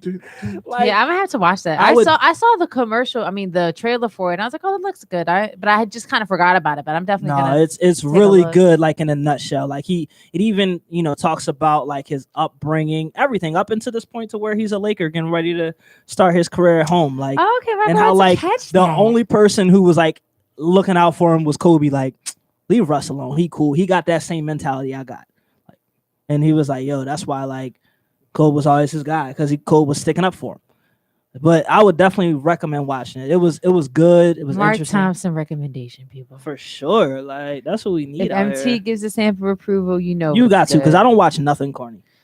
Yeah. I don't watch nothing corny. I'm really Chris. Yeah. Chris. Yeah, sorry. Yeah. I just got excited. But the NBA 75th anniversary. So I try not to watch the show, but it's kind of hard not to because it just needs some noise in the background. So Stephen A came out with his top 5 favorite players going into. Oh God, here we go. I actually sent you that list. I know you did. That's why I said. Oh, why did you put it in the chat? Oh no, you were in the middle of Carm's corner. You was in the middle of Carm's corner. You. Bad. See, she just jumped into conclusion. Yeah. Mm-hmm. January, February, March, are we? Sorry. Mm-hmm. Sorry. But anyway, so number one, the best player he has right now is Kevin Durant, followed by LeBron, Giannis, Steph Curry, then Damian Lillard. But he's saying that's going to be projected the best players, like for who are going to play the best this year. That's his top 5 going into this season. Okay. Well, I mean, I guess that's like a pretty safe list. I'm still James Harden top 5. Yeah. James Harden has been the most durable player for the past like 10 years, despite last season. Yeah. I still got James Harden. And you blew my mind away because I always was saying 44-11 that first game last year when he actually had 44-17 after just coming back from the strip club. Yeah. Like what? Come on, yo. That's a very good basketball player. Yeah, no, but no, I'll give you grief, but no, James Harden definitely belongs in this top 5. Yeah, over Dame, in my opinion. All of those guys can single-handedly change a game. Not saying Dame can't. He can, but it's not like it just looks a little different because he's shooting 40-foot threes, but he's not getting his guys involved. Yeah. You know what I'm saying? He's just launching. Like, yeah. It's okay. I don't think he's not getting anybody involved. He's just known for those big moments. He's not the most consistent passer, but he does pass. But I mean, James Harden has he's just really just honed in on that skill since he's been on the Nets. He's just like, oh yeah, like I think it's like a Russell Westbrook, like you said. He hears what everyone's saying and he's just like expanding his game. He's like, oh yeah, okay, I'm gonna pass more. I'm gonna make up more assists. No, he led the league in assists when he was on Houston. I know what I'm saying now. He's getting more notice. Led the league in scoring. He's getting more notice now. That's because he's playing different in Brooklyn. That's exactly what I'm saying, Martin. What are you saying, Carm? What you just said. I don't get what you're saying. I'm just confused. Saying what you're saying. Carm is literally agreeing with you. I'm sorry. Yeah. I'm not used to it. You see how he is? I was about to go. I'm like, what is she talking about? I'm like, literally just agreeing. I'm just saying, like, James is just, he's showing a different. She's literally agreeing with you, James. Yeah, man. Like, God. She's literally agreeing with you. She's saying that Harden is adapting his game in order for, Brooklyn to win a championship. And rightfully so, because now, without Kyrie, a lot more responsibilities are going to be on him and Durant now. But you see what Kyrie says, like, yeah, don't listen to what they say, that I'm giving up ball because of a vaccine. Don't listen to what they say. Like, Kyrie, here's the thing. He does do a lot of great in the world, but it's just kind of like this whole thing around Kyrie. He does a lot of great just people things. He helps people. He donates. Yeah. He's very conscious of the world and the issues and using his platform to help. And that's the thing. How he views the world is a little different. But but here's the thing. His actions speak louder than his words, though. Like his actions towards people and places and things that need us to help and assistance. That says one thing about him. But then at the other side, it's like, why are you famous, Kyrie? Like, why do we care what you say, what you do about your money? Because what are you supposed to be doing? You're supposed to be playing basketball. That's what your calling is. That's what you're great at. You know, I mean, I don't know what he considers his calling, but I think to be that talented, you know, that has to be maybe your calling. But, you know, so it's like on the one no, you know, we appreciate you being this kind of humanitarian, you know, caring about the world. But then it's like, bro, but no one wants to hear this crap with the basketball thing. Like, no one wants to hear this every season or it's always some stuff with you. First, you always throwing your teammates under the bus. And then it's like, you know, then you want to leave this and you and this. And now you're on a team where they love you and the team is like, you know, all around you. And now it's like, you don't want to play because of your personal reasons. It's just like, how many like situations are going to come up where people got to just, you know, adapt with Kyrie. Yeah, he's a person. Yeah, he has rights. But this is about basketball here. That's the basis of your fame and your fortune is basketball. Yeah. And the thing is that it's the one thing I'm always conscious of is that whenever you make a choice or like whenever you make a stance, I'm always aware of who is agreeing with my stance and who is validating me. And when I'm on Twitter all the time. So last week when I saw Kyrie Irving pretty much, you know, take a stance about like him missing the season, and I saw, you know, a bunch of people coming into his aid. I'll just be straight up honest. Jason Whitlock was agreeing with him. Like, of course Donald Trump Jr. was. Of course he would. And, you know, I think Lavender and like, Ted Cruz. Yeah, Ted Cruz as well. Yeah. And I'm just like, all these vaccinated people. Yeah. I'm just like, they're vaccinated, but it's like, yeah, you might want to get your priorities straight. I mean, listen, in the end, it's your choice in terms of what you want to do, but always be aware of who is, you know, who's watching. Yeah, who's watching and who's validating your opinion. Because one of the funniest things I've ever seen was a few years ago, Chance the Rapper had like a stance where it's like, I believe he was like kind of what agreeing with Kanye about choice or being a free thinker.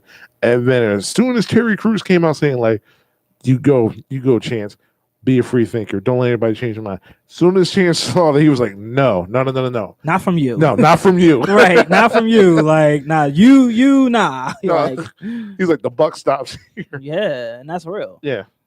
So, in the end, I don't get Kyrie, but listen, I applaud him for doing a lot of activist work. I mean, we need more people like him, you know, putting money. That's great things. Yeah. He literally does great things. Yeah, but as far as this whole like vaccination thing goes, the wildest part is this is gonna happen. Yeah, he's gonna get it. He's gonna get it. And it's not like New York's gonna change the mandate for Kyrie Irving. He's gonna get it, and this was all for nothing. And that's the thing, like this is not a Brooklyn Nets mandate. This is a New York City mandate. Yeah.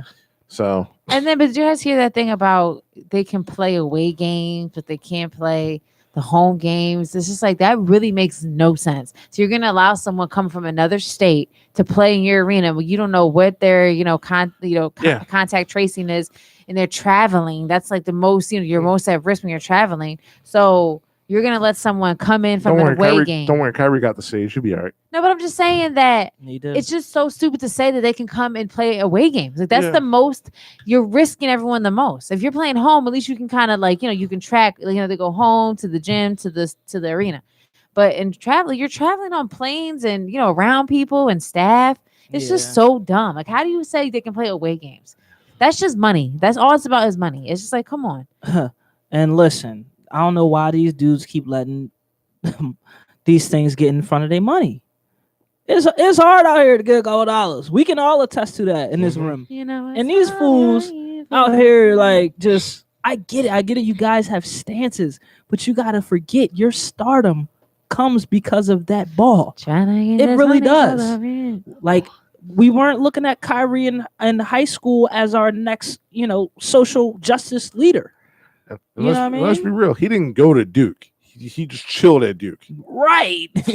Right. Exactly. Like, come on, man. Let's not act. It's wild how they have Ben and Kyrie low-key have so much in common. Because like Kyrie's little stop at Duke and then Ben's little stop at LSU. Right.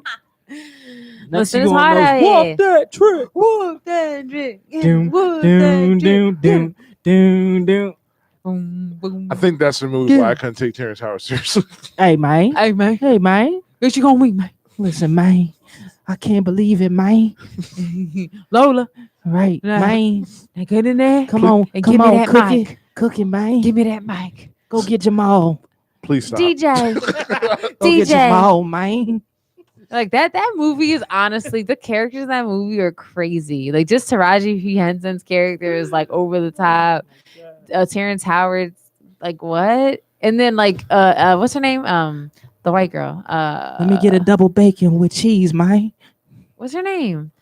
Her name is Taryn Manning. Taryn Manning. She crazy too. That's honestly like a classic movie. Just like the songs. And What's the classic movie, man? That's a flow. You want to know why I can't stand that movie? Because one night my mom was watching it, and then when she was done, she got it was a bootlegged copy. So she literally put it back like in that sleeve that like had like the faded Hustle and Full print on it. And I'm just like, I hate this movie. Oh my god, this is the wildest thing. How can you hate it? The song's just so catchy. The soundtrack was way better than the movie. Yeah. Oh, so it's like Idlewild. I guess I don't remember what that is. What's that movie with Andre 3000? Yeah, the Outcast. Yeah. That was probably overhyped because Andre 3000 was on it. I'm gonna just be honest. I'm gonna be so honest. Andre 3000 is the most hype rapper I've ever seen. They love him, man. Go ahead. No. You're not a fan, Chris? No. I grew up with Outkast. Right. He be like, I be lighting the house with sage, eating sage sausage. Like, come on, like he don't be that deep, bruh. No, his verse on I fool with him, but people like do his too verse much. on that Drake song is popping. Which one? Like shout out with Darling Pimps. Yeah, That even Darling Pimp. Remember her name? That's how that scholarship. I see the pecking order. I'm like, oh yeah, you seen the pecking order? Sorry. Yeah, I like. It's I just it's like definitely overhyped. I'm just gonna be here to tell you. I just like the way he sounds on that song. He just has like a cool tone. He never got this much love when he was in Outkast. Yes, he did. No, he didn't. Chris, And people need to stop playing Mark, Big are Boy you like just Big Boy saying now. that because you're not a fan? No. You got no. I like Andre 3 Stacks. No, you got it flipped. Nobody gave Big Boy love. Oh, nah, Big Boy still don't get no love. He Exactly. get more love from that meme. Like, oh, I know that ain't who I think it is. Like, he get more love from that meme than his music. Big Boy is tough. Big brother. Right. You know what I'm saying? Yeah. Big brother. Nah, Andre 3 Stacks is so overrated. And I like him. I'm just you know being what? real. Like Candace Parker says, sometimes you don't gotta say anything. Just be quiet, keep working, and let the process show for itself. Yeah. Speaker Box wasn't even solo album. If we're being technical. Still my favorite Outkast project. Can we play that? Trying to get the money for Exactly. the Your favorite Outkast project. I mean, The Love Below. I'm sorry. The Love Below wasn't really a solo album. My favorite Outkast song is Miss Jackson. Woo! Simon Jackson. Woo! I ain't for real. Sorry, Miss Salmons. Never Oh meant man, to make that's why sometimes I know I'm not really like old in real life. My girl always tell me this too, but I feel like I would be like famous on TikTok if I didn't act like I was old. I got like mad content. You definitely have like a old. You always are saying I'm so old, but you're really not. You just always are harping about it. It's like, right, get a grip. You're not old. Be quiet. Get a TikTok if you want a TikTok. I do got a TikTok, but then be on it. I got a TikTok too. I'm barely using it. I got one too. I'm gonna start using mine. I'm definitely about to start using mine. Yeah, I'm about to start using mine. You should, Mark, NBA season about to start. NFL season. Get you a fresh cut. Get on I know, because I look TikTok. horrible right now, yo. This is not good. It's okay. Mark is cuffed. I so feel like my it girl don't been matter. lying to me because It don't every matter. time she see me like, oh, you so cute. I'm like, oh. Then I see myself today in the mirror. I'm like, yo, she been lying. That's crazy. I'm sure you're cute in her eyes. That's exactly. That's all. That's Beauty all is that in the eye matters. of the beholder. Exactly. Yeah, Always remember Because that. this is truly the truth. If someone is like really, a good guy, you care for them, whatever it is, they become cuter in your eyes. It's just how it is. Like I could look at you and be like, Right. They look at you like, oh my God, Right. he's beautiful. Right. Oh my God. Like I'm a Tyson Beckford back in the 90s. Yeah, it's true. Like once you get into It's like, somebody's I'm not heart, attractive. You have a wonderful personality. I mean, once you get into somebody's heart, we like connect. your looks can be overlooked. But Nah, that's but so that's true. the thing. Yeah. But that's the caveat to that. It's getting into the heart because a lot of times the looks is like, like one of the locks to the heart. You know what I mean? It's like if you ain't cute and I'm not find you attractive, you can't get into the heart. You know what I'm saying? But I was just about to bring this up. Women harp so much more on appearance than men do. Like women, like because harp all men are worried about is just sex. So for them, it's just sexual. Like, oh, I mean, she got a big ass. So necessarily true. Like, I'm sorry. No, men be wanting women to just be loyal, hold them down, That's not true. That's not true, respect Mark. them. That's not true. That is far from the truth. That's not true. Mark. What do you mean? Men want girls to look good. Just like No, women were of meant course, to look good. of course we do, but that's not like number one on our No, list. looks are not number one. I think with women, Like y'all be like, he gotta look good and be 6'3". No. Looks are number one. It's just You gotta But be he can big. be, but he can live in his mama basement though, it's with just no the, ambitions. It's just the attraction enough for level. them. As long as he look like Jason Tatum. That they good for them. I mean, listen, have you seen him in his postseason? Have you seen the glow up? Like, oh Lord, like, he got the cut, the poppy cut. He got his he really has buffed up. I'm loving it. I know they about to send him this drug test though. To send it, he looking good. Definitely about to send that to him. I'll go administer. My boy, first off, I understand. My You heard what boy, I said? I'll go administer the test. I'm sure you Send me will. there. I'm sure you will. Send me With to Boston. with zero hesitation for the Lowski. Zero. Free 99. I will go for free and bring the test. You to will his house. drive up there. I will go in my car with no asking for gas money to bring him the test. I could see you doing. I mean, all I need is a meat. That's it. Yeah, a meet and then what? And then I take it from there. See, this is the stuff we be talking about. I mean, don't you got a girl and a kid? I know he got a kid. I've never seen nothing about no girl. They don't matter. Look, yo, they be What like, the Tyler Perry is going on here? I seen the kid. Here's the thing. I did find out. Okay, look. Oh my God, I meant to tell y'all this. Listen. So I was on something, and I ended up finding out who his baby mom is. Like, I seen her Instagram, and she's actually really cute. Sure, she is. But I really think that when we met, I think it could be something. Okay. I think that he would. You know what I'm saying? I'm not saying. I'm just saying. Okay. From seeing his baby mom, I'm like, all right, bet. See, you gotta watch out for them, yo. Not saying Carm, but you gotta watch out for them because they scandalous. No, but but scandalous. I'm really not sure if he's with her though. Hold on. Yo, Mark, hold on. Is that a red flag? Oh, of course. Carm don't see him because they ignore him all. Chris, shut up. Chris is always good for the one-liners. Christopher, what is that over yonder? Christopher, Would that be a red flag? Red flag. Yo, stop it. Now, but anyways, Is that a BT logo also? Dang, man. Nah, but anyways, I think that the hardest part with looks is again getting into the heart. You get into the heart, then the looks don't. They start not to matter. Listen to the beat. Listen to your heart when it's coming for you. Y'all know that song? I know you do. Cascada. I don't know. I was I singing. don't remember it going like that. I was singing the same song for Arthur. Listen to your heart But before you tell him. But to make this U-turn back into basketball, so Chris always has to get his back on topic. Go ahead, Chris. But as far is there like any sort of chance that you might actually put Joel Embiid in that top 5 NBA players conversation this year? Oh, that's a very good question. He's definitely close. Like, he's top 10 for sure. But why is he close and not in top 5 from last season's performance?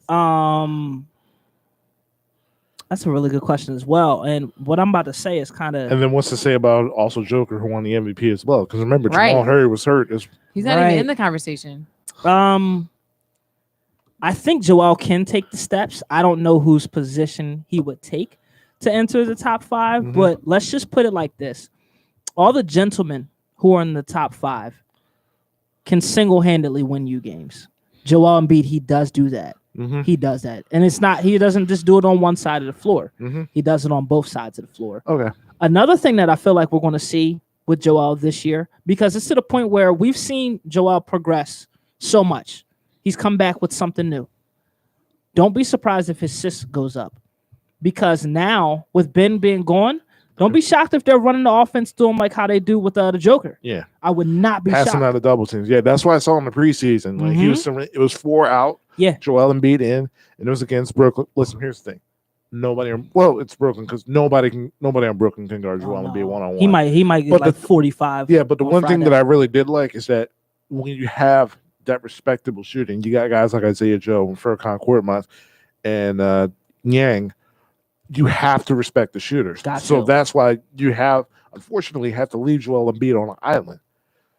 If it was a team like Milwaukee, it's like, okay, well, he's going to have 2 options. We could put Giannis on you, or we could just put a big body in Brook Lopez. If I'm Milwaukee, I want to do a big body in Brook Lopez because we can't afford to get Giannis in foul trouble. Yeah, exactly. Because Joel leads the league in getting to the line and as a center, which is wild. Okay, and I also have a hot take. Go for it. If there is somebody's spot that Joel Embiid has to take, because to me, I feel like Harden, I agree with you. Listen, regardless of my Harden slander, that I have been doing like ever since we've been doing the show together. He does belong in that top 5 over. I think I know who you're going to say. I almost said it, but I thought y'all would kill me. But go ahead. Yeah, I gotta have to. I think he takes LeBron's spot. Yo, no lie. I didn't want to say it. Yeah. I really didn't want to say it because I'm like, yo, they're gonna kill me. But it's LeBron. Yeah, I was saying LeBron in my head. I just was like, That's what I thought of. yeah. I'm not trying to have him kill me right now. and you know the reason. You know where I'm going. No, with, I right? did think LeBron. And it's not because of age. Yeah, It's not because of age. yeah. Yeah, I would. No, I'm with you. It's LeBron's out. Yeah. LeBron's out. I don't care. Yeah, It's- if Joel makes that leap, LeBron's out. LeBron's out. Yeah, because in my opinion, everybody else slides up. Yeah, Now, not saying LeBron's not top 10 anymore, yeah. but ain't no way LeBron. Yeah, but it's like you got Anthony Davis, you got Russell Westbrook. It's gonna be elite. Luka. Yeah, it's gonna be. Yeah, not to mention it's on that Lakers team. There's gonna be a lot less of LeBron to be asked to do. Agreed. Yeah, so the production isn't going to be as well. I mean, still the production, so Yeah. it's still going to be average. I'm with you. Like 22, 7, and 7. The crazy thing is when you first sent me the list, I'm like, is Bron still top 5? I literally asked myself that question when you sent me, and I don't think he's still top 5. I get it because it's LeBron James, but Yeah. no, the last 2 seasons it happens. Father time is real. I don't know what's up with Tom Brady. He's in Elliott. And it's not also just Father Time. It's like everybody else is just getting better. Yes. Like Giannis is coming down doing pull up threes. Yeah. If Giannis is hitting that on a consistent basis, oh God. Sure. Bucks and 2. Bucks and 2. But listen, in all honesty, I got Giannis at 1. Bro, I got him at 2 now. I'm still so solid on KD. I'm Okay. still so solid on KD. And you said it yourself. You seen him at the preseason game. I seen your tweet. You said, yo, last time I seen KD live, he was in OKC. He played like this. Now the game looks dumb easy. Yeah, it's way too easy. It's like it just doesn't make sense how easy Kevin Durant makes the game. It's like literally effortless. Like he's not even using energy. Yeah. Like he used to be running around. Like he just boop, boop, and they just drop boop.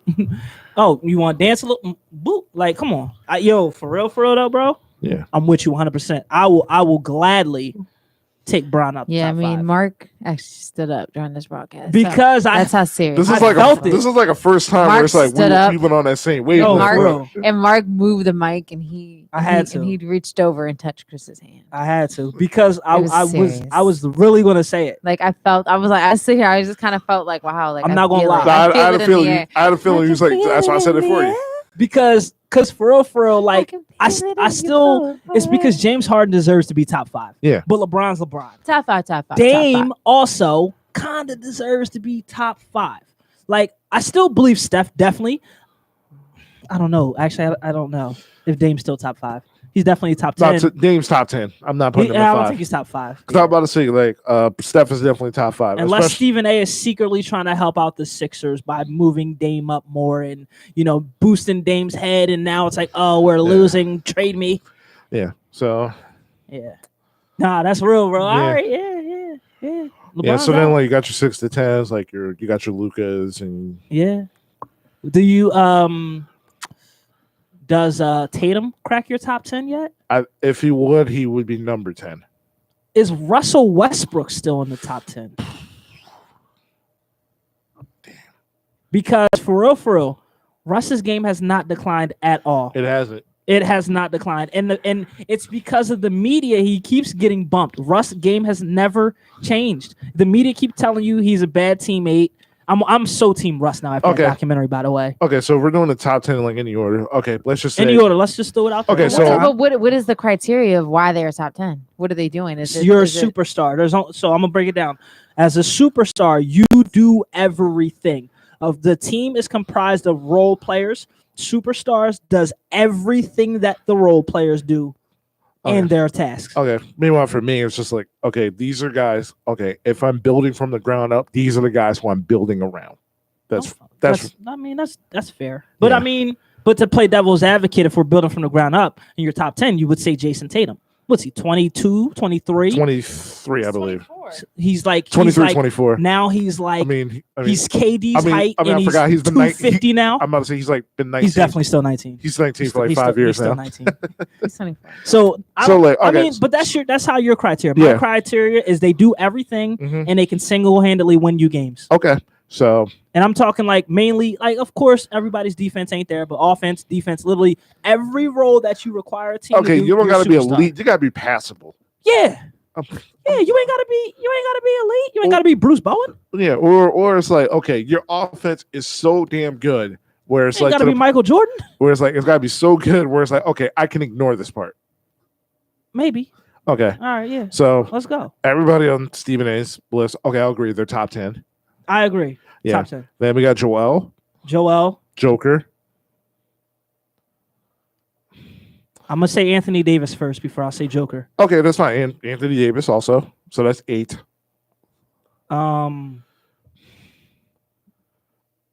Harden wasn't on that top 5, so right. So we can throw Harden in there. yeah, so that's 9. Dame. Well, everybody on Stephen A's top 5. Oh yeah, you're right. So that's 9 already. Right. So number 10, Luka? Maybe, but are you still Is it Luka? Is it Tatum? Or what about Russ? I'm sorry. At this point, I take Tatum over Russ. I'm going Tatum. Oh, well, by your standards, by Yeah. building a franchise now, Yeah, there's also it's like, all right, I know that Tatum can give me this last bucket. he can. Yeah. He can. I can't trust that with Russ. So you think Tatum is now now entered the top 10? Yeah. I think that's fair. Tatum, listen, he's a Celtic, but he got my respect for that.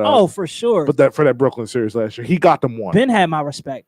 Listen, my thing is, it's because Me of this too, dumb man. process where I have more know you. respect for actual players because I'm not just as locked in as a Sixers fan. I started to love the game because of the dumb process. So that's why I appreciate so many more guys and what they do. So I've been had the respect for Tatum. Yeah. You okay over there? Just heard Jason Just a Tatum. reminder that we moved up to not draft Jason Tatum. Yeah. So just want to say that. That's it. It's Goodbye. okay. We got Markel Fultz, and then we traded him for James Ennis. Right. So just want to throw that out there for all the Sixers and NBA fans. If out it wasn't there. for Kawhi Leonard, James Ennis would have been an NBA champion. It's true. For real. Chris, be and I quiet. don't, even if Kawhi Leonard was healthy, he's still not. I don't know if he's top 10 for me. Oh, damn, I forgot about Kawhi. But I don't know if he's top 10 for What me. about if he's healthy. playoff P, people? He ain't nowhere near. I know. top 10? I'm just saying, it's funny. Kawhi. Hold on. A health, so like a health, you like a Dame over a healthy Kawhi? Kawhi got the defense.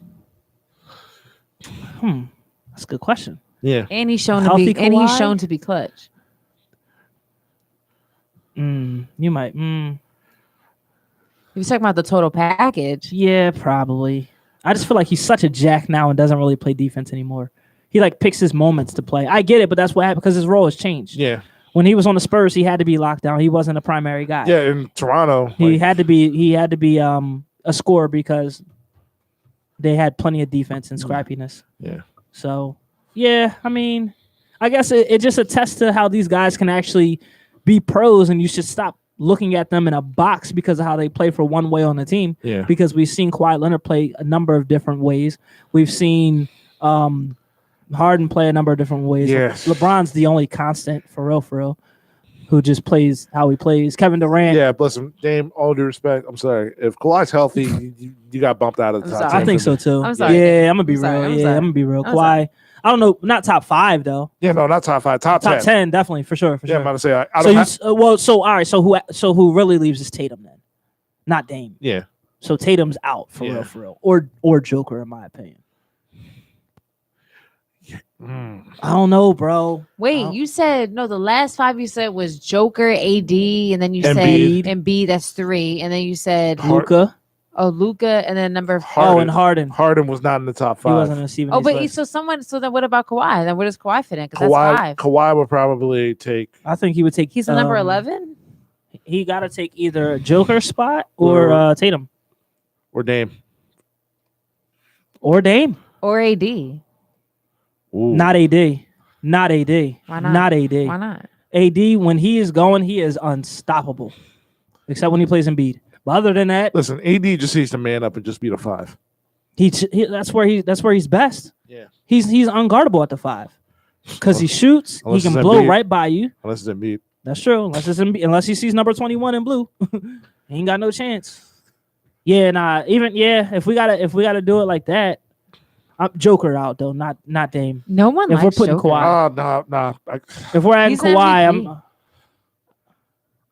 I like Joker though. He shouldn't have won that MVP. Who should have won it then? Joel, come on. The only yeah. reason they didn't give it to Joel is because He of was his health. hurt. Yeah. Yeah. If Joel misses 5 games instead of what he missed 17, Yeah. he's MVP easily. That's why I'm saying don't be shocked if he comes and his game is even more dominant because of the way that the floor is going to be spaced out. Yeah, but doesn't Joker like fit your description in terms of a jack of all trades in terms of doing everything for your team? He don't play a lick of defense. I will drive on Joker right now and lay him up. Okay. Oh. But He don't play a lick. Okay, but even still, then without Jamal Murray, he had to orchestrate the offense. He had to rebound. He had to I score get as that. well. But what's the point of being 7-footer? You're just already 7 feet and people are just laying you up. It's like, what's the famous line? You can't teach 7 feet. That's And like he's just getting laid up. That's like Brittany Griner. It's like she's the biggest woman in the WNBA, and people will be like going right past her. Laying her up. Like, what are you doing? Like, why aren't you doing something? You're moving too slow. Like, can you get laid? like I was looking, I was like, Brittany, you're huge. You're big. You're like 5 times bigger than half these chicks. These chicks are like 5'8", 5'9", and you're letting them go blow right past you. Yeah, Truth's too busy carrying the team. No, it's true, but it's still. But at the same time, it's like, you got to play your part in the defensive end. It's hard when you're tired offensively. I get that, but still, it's like you're with your size. Just At swat. least be there. Right, just swat at the ball at least. Joker don't be there. He'd be like, is this delivery or DiGiorno's? Like, he just lets you go. Like, you don't looking like a lick. Yeah, no, I mean, we gotta definitely. I think so. All right, so now question this though, and we've had these arguments for years. Okay. And now that we know everything's laid out on the table, is Ben Simmons still a top 25 player in the NBA? Okay. Ain't no way he's a top. I even said this last year. He wasn't a top 25 player in the NBA. So we are. Let's just say we already got our 10 because we got 20 minutes left of the show. 19 minutes left. We can definitely talk about this. We can throw out, especially with the NBA list, 75 list coming out. Yeah, and just for the record, you've been listening to 98.5 WGY again. Wnba Sports Show, sports for the culture. You can definitely see us live on YouTube. And you want to call the join in discussion during these last few minutes, Mar, drop that call number. Go ahead, Carm. 215-763-9596. All right. Sorry. All right, so top 25 player. Yeah. So let's all right, so we Chris got has a let's just do the 10 here. all over again real right. quick so we don't repeat nobody. all right, So Giannis, KD, Yeah. LeBron, yeah, Steph, Harden, Joel. Are we adding Kawhi or no? Yeah, I like Kawhi. All right. What do we got? Dame, Game time. Luka. Is Luka really top 10? He don't play no defense. No, remember AD, right? Ah, you're right. I did say AD. Yeah. Looking like So what number we at right now? 1, 2, 3, 4, 5, 6, 7, 8, 9. All right. So let's see. So I feel like we're forgetting somebody. are we? I don't know. And as soon as we Oh yeah, you kicked Joker off. I mean, either top way, 10. yeah. So like, either way, he's gonna be on this list anyway because we're All right. top 25. So. All right. We'll put him at 10 then. Fine. All right. Put him at 10. The guy has an MVP, Fine. Fair. All right. regardless of how he got it. Do we got Luka on there yet? No. All right. This ain't no order. We just throwing out names at this point for now that the top 10 is done. All right. We got Luka. Tatum, of course. Tatum. Yeah, I can agree with that. I think Tatum's a top 25 player. Okay. What about Kyrie? Kyrie still top 25? Is Kyrie playing this year? He's not. Not as of now. No, he's not playing. So, Okay. 'cause, I mean, we got Kawhi on there. He's injured. Yeah, but injured and like that. His situation different because he's injured. Kyrie's kind of like an opt out. Yeah. Klay Thompson.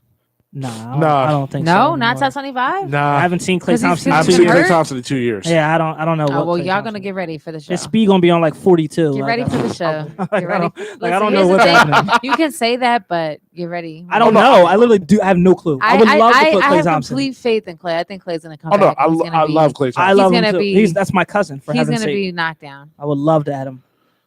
Okay. He's not really my cousin. Okay. Shoot. Trey, right? Trey Young. Trey? Trey What Young. defense he play? Top 25. He top 25. He Yo, definitely why? top How 25. is Trey and not Clay? Just because Trey's been playing and Clay I haven't is not? seen. When's the last? First off, Russell Westbrook last played for the Thunder. Last Did y'all time play for the Red? Did y'all? Okay. Oh, play yeah. was on the court. Did y'all add Russ on there? Yeah, Russ. Yeah, Russ. I'm trying to think. I hope I'm not forgetting anybody. How many we at? 13. Third. That's it. It's We only got hard. 13? Yeah. Spider. Donovan Mitchell, definitely. Where? Let me go to the players list. I got to see the guys, so I know who's on there. Who are you thinking? Is John Morant top 25? I don't know if he is yet. Okay. I just need a player list. You know what? I'm gonna, unpopular opinion. Jimmy Butler. Top 25. I can agree. Okay, but not like top 20. Like listen, in the 25 list. It's no order, so he's in the top 25. I agree. He's in there. What about Zach LaVine? Nah. DeMar DeRozan? No. Nah. I'm just throwing it out there. Oh no, God. no attack. You good? Bradley Beal.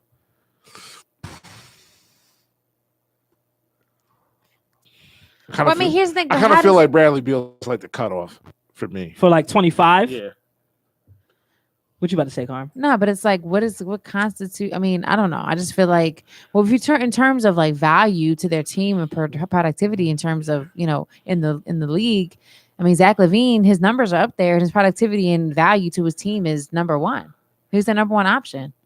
So Okay. I don't know. I'm just saying. The Bulls don't like. But like, why is Trey Young over Zach LaVine in terms of numbers? Just because Trey can Team shoot. success matters as well. Okay, but Zach didn't have nobody. Okay, team success matters as well. So every person on this list is on a successful team. For the most part. Yeah, and it's mostly. Well, right. Then Russ isn't even. First of all, Russ has just gotten the Lakers, and we haven't seen him play anything yet with them. Yeah, but he was on the Wizards last Yeah, year. and they went 17-5 after the All-Star break. Yeah, because of Russ. Yeah, it wasn't because of Bradley Beal. Right. So that matters to me. Crap, I had somebody in my head. I just forgot. Who are we missing? Shoot. Christian Wood? It's like, no. Oh, Devin Booker. Is he top 25 yet? Oh, yeah. Yeah. All right, that sounds like a consensus. What about CP3? Is he still top 25? I mean, look at his impact on that team. They brought them to the finals his first year. I'll put him there. CP3? Yeah. Yeah. Okay. Yeah. I ain't gonna argue with y'all. By the way, disclaimer, sidebar. Suns are smart for not giving DeAndre Ayton and Trey Young max. Why? I'm just curious. I want to hear your take. Simple. Because you shouldn't pay somebody off just one good playoff run. That's how you get Roy Hibbert. Oh, you ain't lying. What about PG? Oh. Yeah. Paul George, he's still top 25? Yeah. That's what you get. Ew. She just made out with the mic. Ew. Ew, my God. Oh, my God. Ew. I feel COVID out here. It's COVID out here. So we haven't put Bradley Beal in there yet? No, not yet. Just write him down. Where are we at now? 15, 16, 17, 18, 19. 19 right now. 19? Yeah. What about so we really not gonna do Kyrie because he's disqualified this year? But you gotta put Kyrie because yeah, we'll put Kyrie there. Yeah, you gotta put Kyrie. We got Donovan Mitchell, right? Yeah. Rudy Gobert? Nah, I don't think so. I don't think Rudy Gobert. I don't think Zach LaVine might be able to slide in there. That's what I'm saying. He might be able Y'all to slide in there. tripping. He might be able to. Y'all tripping. Who else? Who else? All right, we'll put Bradley Beal in there. He might. He might be able to put those. What's up with the Zach LaVine? No. Zach LaVine on there too. No. Jaylen Brown. I don't know what? if he's Over Zach LaVine? Are you kidding over me? Zach LaVine. Come on. I don't know about that. Jaylen Brown over his Zach scoring. Listen, his scoring has gone up over a few years. Plus, he gets it. So is Zach his defense is LaVine's. solid. Yeah, he's like in terms of production, he nearly is almost identical to Tatum's. Okay, but so is Zach. So then LaVine Ja Morant definitely in there too. Yeah. If you're going to do that, Ja Morant definitely in Put there. Zach LaVine in there, yo. Zach LaVine's in there. Why are you trying to throw slander? What about Zion? cute. Zion up there He yet? is fine. No, not yet. No, Zion not in there yet. He's fine as hell. Zach LaVine, that one. What about That part. is Chris Middleton in there? No. No. Yeah, but I think he should be. You think Chris Middleton should be in there? Yeah, that playoff series he had. You put Zach LaVine down. No. Okay, so how do you put How many- Chris Middleton over Zach LaVine? How This many is do we got? bull. 50, 40, 90, the playoff series that he had in terms of closing games out against But Brooklyn. that's one. See, that's one Right. playoff run. Like we're But- talking about Zach LaVine over time. His numbers. He's But an all-star. That's cute, but he's still producing on a lottery team. Yeah. I don't care. Put him down. I might have to end this. I might have to throw Chris Middleton in there. One, y'all two, are three, y'all four, are hating five, on the six, pretty. 7, 8, 9, 10, 11, I'm not hating 12, Zach LaVine's 13, my 14, guy. 15, 17, 18, 19, 20, 21, 22, 23. So after Jaylen Brown, we have 23. So we I got can't got- believe so we put got two Jaylen slots Brown left? over Yes. Zach LaVine. 2 slots left. All right. Why did you get Zach the veto LaVine. votes? I'm giving my vote. Zach Why do LaVine- you don't Zach get the LaVine's in veto vote? Put it down. Did you say John Morant? Yeah, John Moran's already on there. Zach LaVine. Put Zach LaVine on there. So who else? Fine. The last one is Chris Middleton. Or did you already put Middleton? No, I didn't put Middleton in there. So who? So all right. yeah. So the question is, the last spot is Ben taking it then? No, Middleton is the last you- spot. Oh, Middleton's the 25. Yeah. Okay. So is Ben Simmons? Should he be on that list over anyone on there? I mean, from our criteria, no. From our criteria of doing everything, but I don't think that everyone on that list does everything. So These it's are like, so. It's not about doing everything. At this point, we're talking about the top 25 but I players thought, in the but National I thought Basketball Association. initially that was the criteria. No, people who that's do for everything. the top 10. Okay. Yeah. So what constitutes them being in the top 5? Actually, no. top 25. Just being good players, good Okay. overall players. Oh, okay. Well, then I mean, if they're good at their specific skill sets, then yeah, I mean, feel Ben like- Simmons. feel Over like- who, Carmen? I feel like I'm forgetting I somebody. don't know. We probably are forgetting I'm somebody. trying to think of all the teams. So we got the Knicks, we got the Nets, we got the Bucks, we got the Pelicans. Is Julius Randle top 25? No, No, Oh, we okay. got the Not Heat. yet. We were like, no. We got already the got Jimmy Heat. Butler. We got the Heat. Magic. We got the Spurs. We got Nobody. we got the Warriors. We got Steph already. Yeah. We got the Kings. That's nothing. Nobody. We got Portland. We already said Dame. OKC. Nobody. We got Chicago. We said Zach We said LaVine. We got the Cleveland Cavaliers. Nobody. Nobody. We got who else are we missing? Indiana Pacers, nobody. Indiana Nobody. Pacers. Nobody. The Hornets. Nobody. Nobody. Who else we missing? I will say this. I think LaMelo does. Hawks. We We said said Trey. Trey already. How could we forget Detroit, Phoenix. Chris? Huh? How could we forget Detroit? There's nobody on Detroit. Phoenix, we got Take them CP3 and Devin Booker. We did say Washington. We said Washington, we said Beal. Oh, how could we forget Minnesota? Carl Karl Anthony Anthony Towns? Yeah. Is he top 25 for you? No, I'm just kidding. Okay. So Minnesota. And The then, Rockets, No. Oh, Houston Nope. Rockets, nobody. Pelicans. Nobody. No. So Nobody. if anybody goes in, I'm putting Zion over Ben. Wait, hold on. So Pelicans, then we got what? Okay, we got the Dallas Mavericks. We got Luca. Yep. Yep. I might even put Porzingis over Ben. And I think that's all the teams, right? I said Yeah. all the teams. Oh, Yeah. no, Toronto, nobody. Yeah. And I put Siakam over Ben. Yeah. I'm about to say the closest they have to the top 25 player is Siakam, but no. Yeah. I don't see who I'm putting Siakam over. Indiana. Yeah. You can I'll give Ben a top. 35. I was gonna say top 40. Top 35, top 40. This is no lie. I mean, this is as real as it gets. Did I say all the teams? yeah. Yeah, I you think said all that's it, teams. right? This is as real as it gets because if he was, he would no longer be on our team. Looking like I caught a lick. He would no longer be a member of the Philadelphia 76ers if he was the top 25 players. I mean, Because there's 30 teams in the league. Yeah, 30 so teams. I'm sure, one of those teams like, oh, we need him because he's a top 25 guy. I mean, yeah. Well, yeah. So Personally, I have Siakam over Levine, but that's just me. I mean, mm, it's definitely debatable at the end of the day. But the main question was, is Ben Simmons still a top 25 player? No. Because people will argue to death, and we've seen it. yeah. We have seen it. We've seen it for a very long time. And it is all the more reason why he doesn't have the right to act the way that he's acting. So it's just that's not it. He's not the guy. Mhm. He's not the one. You're not that guy, pal. Yeah, he's not that guy, pal. not that guy, Pat. We got about 7 minutes left. What's your Not that thoughts? guy, buddy. Just switch over to NFL real quick. Pal. What's your thoughts on the Eagles going to Las Vegas? Sitting at 2-4 right now. They gonna be lit out there. They're gonna be real lit. Hey, Eagles hey, fans will have a hey. ball. They gonna I be- think for incoming Eagles fans who are going to watch the game, it's definitely going to be a party there. Oh, it's for gonna be sure. lit. Yeah. That stadium is nice. Yeah. But I don't expect anything different from what I've been seeing so far. Unless they commit to the run game, then They won't. Yeah. Listen, at the end of the day, they're just gonna throw an RPO to Miles Sanders. Let's go. Mm-hmm. Let's do it. Yeah. Zach Hey. Ertz is out, so we got Miles Sanders out on the RPO. RPO's the Greg Ward all day, baby. Yeah. Gotta do it. Yeah. But yeah, I mean, listen, honestly, I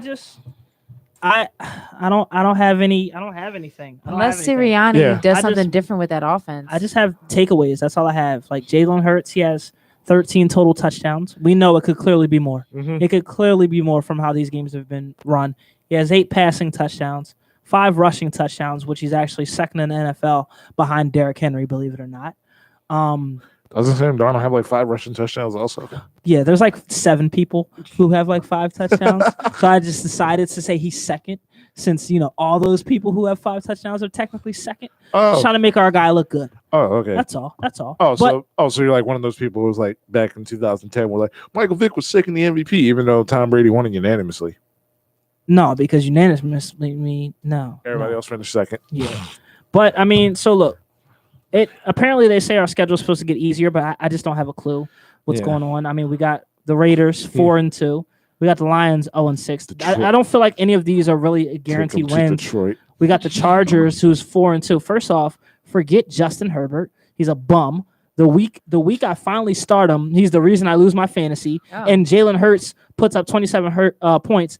What's his name? Justin Herbert gives me 13 points. He's a freaking bum. He folded against Okay. freaking the Ravens. Like, come on, dog. Like, come on.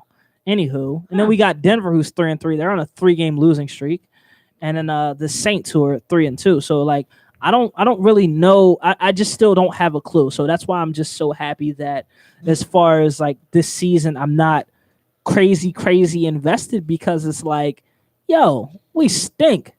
Like, it's okay to have questions about certain things, but coming into this league this season, and a part of the reason why we weren't as all in on the Philadelphia Eagles is because we had questions about the coach and the quarterback. Well, now it's looking like we still have questions about the coach and the quarterback. And it's like, okay, do you blame Jalen Hurts for not being able to run Sirianni's system? Do you blame Sirianni for not being able to adjust and play to his quarterback strengths? So it's literally the same thing that we've been dealing with since we won that Super Bowl. I don't know what you guys did. I know what I did that helped us get that Super Bowl. I lied and said if the Philadelphia Eagles win a Super Bowl, I will get the Philadelphia Eagles tattooed on me. I lied. I never did it. So I will take some blame on that. The rest of you, y'all need to figure out what y'all did to sell y'all soul to have our Eagles look like this. I said if the Eagles win the Super Bowl, I will partake in some ganja, and I have. I definitely feel my end. I'm glad you did. Can I just say, just to get off, I don't mean it, just to say it was funny. That whole Aaron Rodgers thing. He's like, I still own you. Oh, that was great. Own you. That was I great. still own you. I was dying. Well, you know what happened, right? Like, I was the lady in the crowd flipped him the double bird. I mean, yeah, but then like when you saw like a crowd cam in like Soldier Field, a lot of people were flipping him off. Oh wow. Yeah. Hey, that's what. I still own discount you. Double check. I'm like, hey, Freddie Mitchell still did it first. That was so funny. FedEx. Yeah, hey, but like as soon as I saw that, everybody was getting mad, especially Chicago fans. I was just like, hey, show your father some respect. Right. That's your daddy. Can we talk about King Henry real quick before we wrap up? Oh, yeah. I got some interesting stats. I was doing some by the numbers today. Derrick Henry in the last 5 games, these are his totals. 145 carries, 715 rushing yards, 10 total TDs. For the season, right? Derrick Henry for the season has 783 rushing yards, 10 touchdowns. He has more rushing yards than 25 NFL teams. He has more touchdowns than 30 NFL teams. King Henry is an absolute monster. Yeah. Oh, God. A man that big is not supposed to move that fast. Yeah. And he's like Brock Lesnar in pads. No, but I saw the realist post. It was like, Derrick Henry is literally what everybody tried to make their creative player in Madden. Legit. And it's like Giannis in basketball now if he makes shots. Yeah. Literally. It's insane that the fact that we have creative players in real life. Yeah. So He is a big guy. He can barely fit into his tight. yeah, Barely. All right. But he's supposed to be like a linebacker, yeah. not a running back. But yeah, but him, Lamar Jackson, and Kyler Murray, those are guys that are my 3 front runners for MVP right now. Oh, for sure.